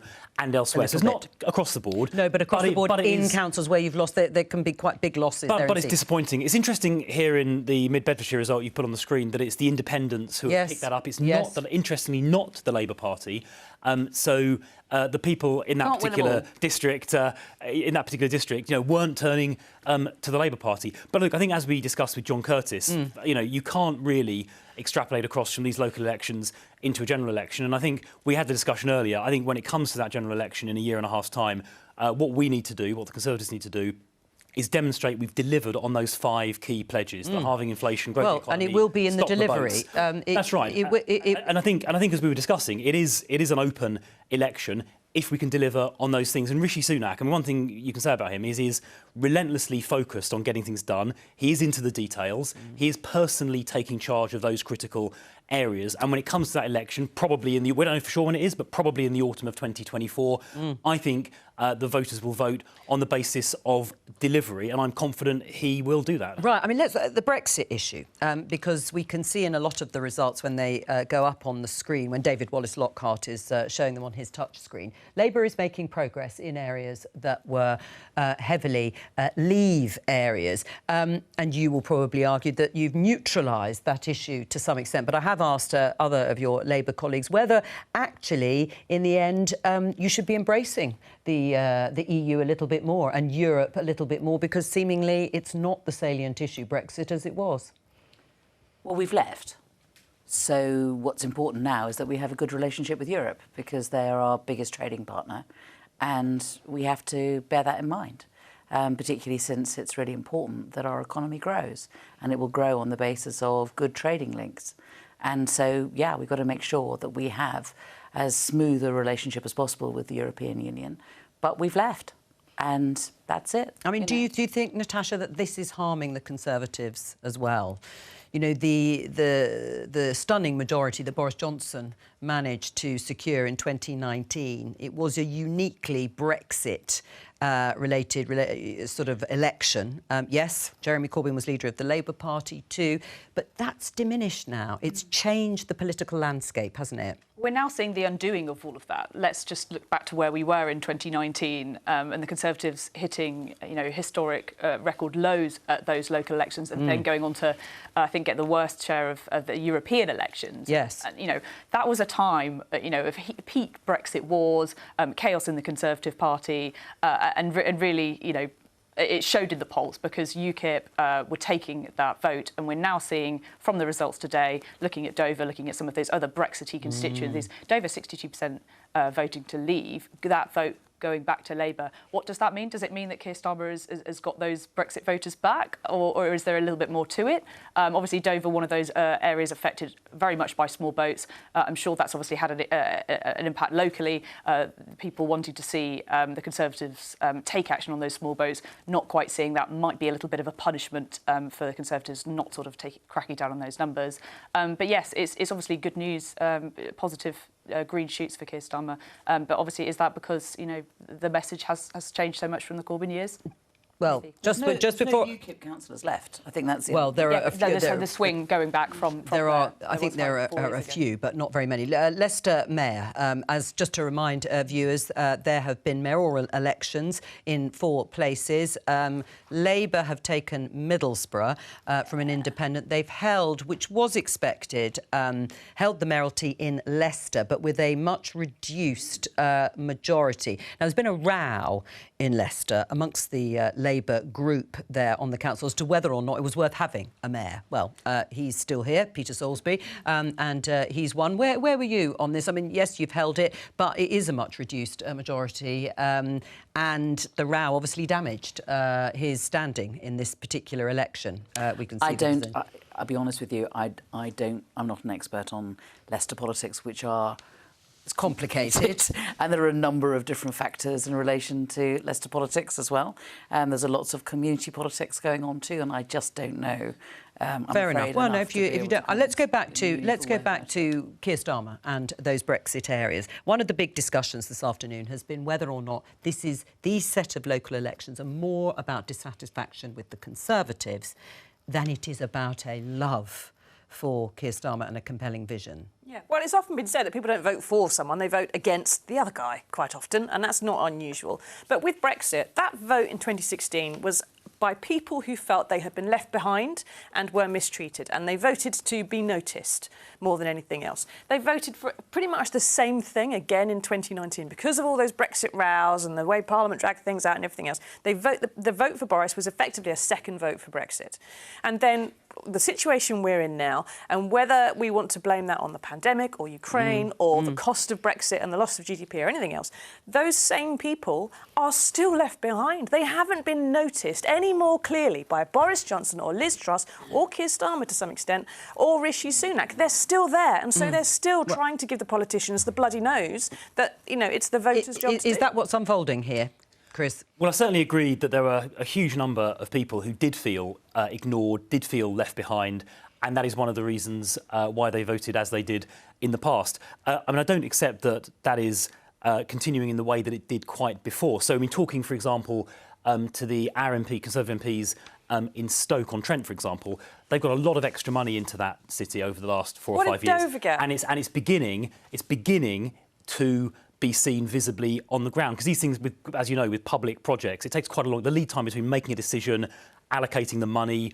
procuring construction projects. It all takes quite a long time. But it's beginning to come through. Rishi's been Chancellor for 3 years before he became Prime Minister. Dover, which has just kicked you out on the local council, hasn't had very much. Dover has still got the problems it's had for decades. So nothing's changed. I don't quite agree with that, because, as I say, this levelling up money and coastal communities money, it does take time for the effect to be felt, but it is coming through.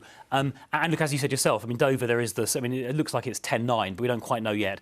There is the small boats issue, which needs fixing. That's why one of the 5 pledges is to stop the boats. You've got this pledge to halve inflation, OK? Now, a block of cheese at Aldi is £4.80 a block of cheddar.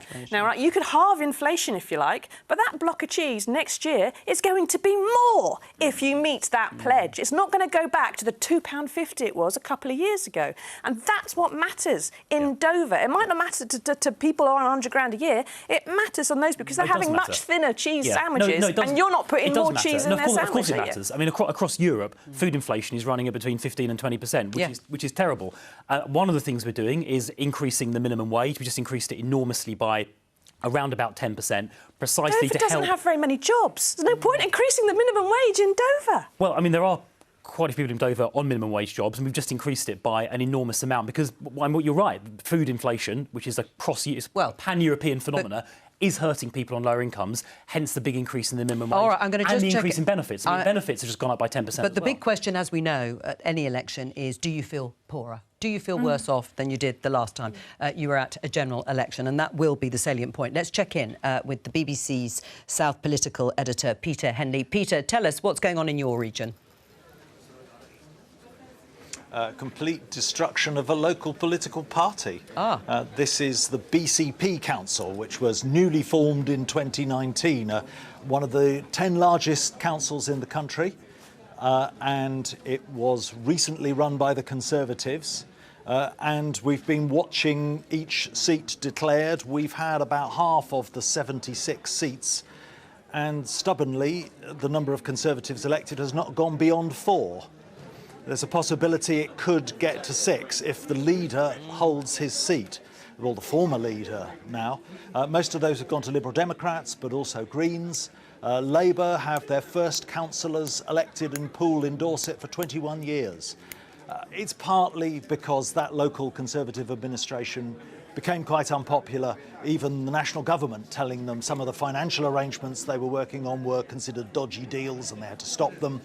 A sell-off of beach huts locally, but also the national picture. 5 Conservative MPs in this area. I've been speaking to them. They've been at the count. Some concern about some of the policies that their government is offering, from Chris Chope in particular.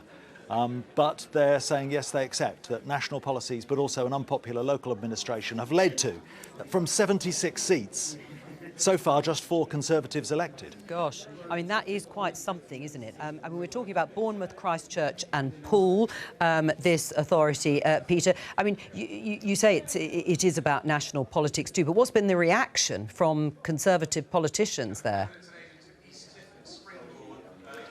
I think distress, to be honest, because these are 3 long-standing authorities who merged to form this mega council, and they felt that it was safe Conservative. Dorset has always been Conservative, has Conservative MPs, and they've been wiped out just in this one. They have an all-out election every 4 years, so the last time these seats were considered was 2019.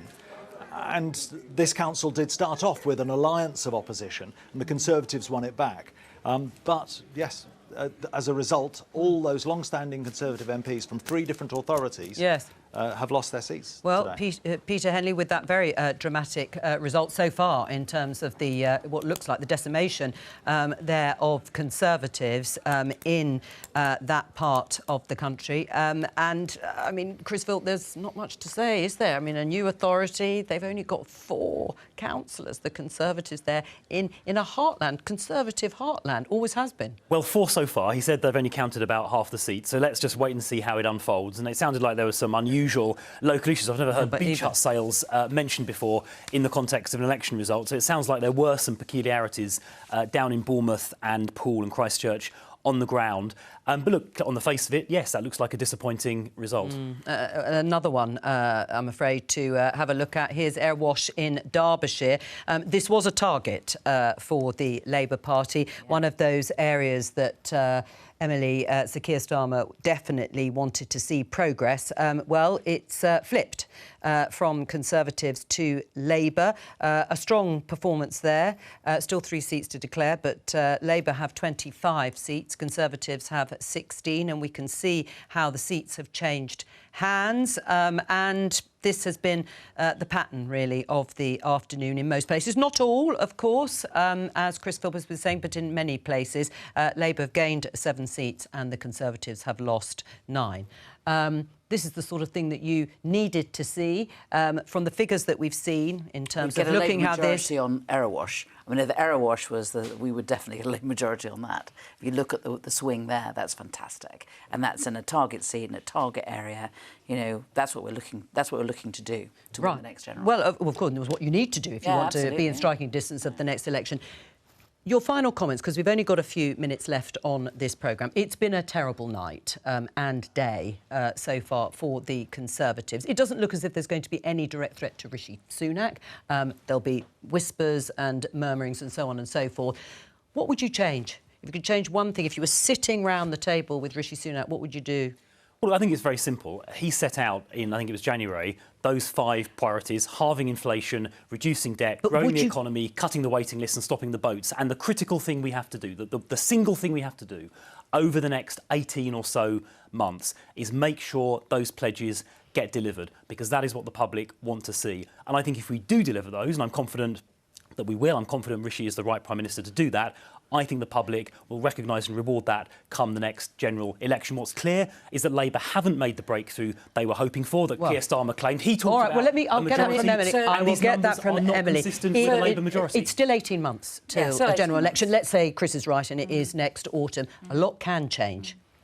So if that's what if that's what Chris thinks the public is interested in, why do they spend all this time talking about things like Sue Gray or trying to set up culture wars? The problem is that actually what people are interested in is the cost of living, is the NHS and it's crime, and the Conservatives have no answer in relation to any of those. And that is why we've been putting forward a positive case about what it is that we would do instead. And unfortunately, people have looked at this government and just said, they keep telling us there's no problem. There are major problems. All right. Well, let me just give you one final result before we go, and that's Tainbridge. The Liberal Democrats have gained it. We can see 26 seats to them, Independents on 12 and the Conservatives on 9. A quick look at the change there. No change, actually, in terms of the Liberal Democrats, but the Independents have gained 3 and the Conservatives have lost 3. I'm afraid that's all we have got time for, but thank you very much to all of my guests for joining me today on this Politics Live BBC News local election special. But that is, I'm afraid, we will have to leave it there for now. There will be more results coming out. You can follow on the BBC website, and I will be back on Tuesday with more Politics Live at 12:15 on BBC Two. Please join me then, and the BBC iPlayer, where we will no doubt be examining further the fallout from today's results. Please join me then from all of us here. Goodbye. Have a very good afternoon.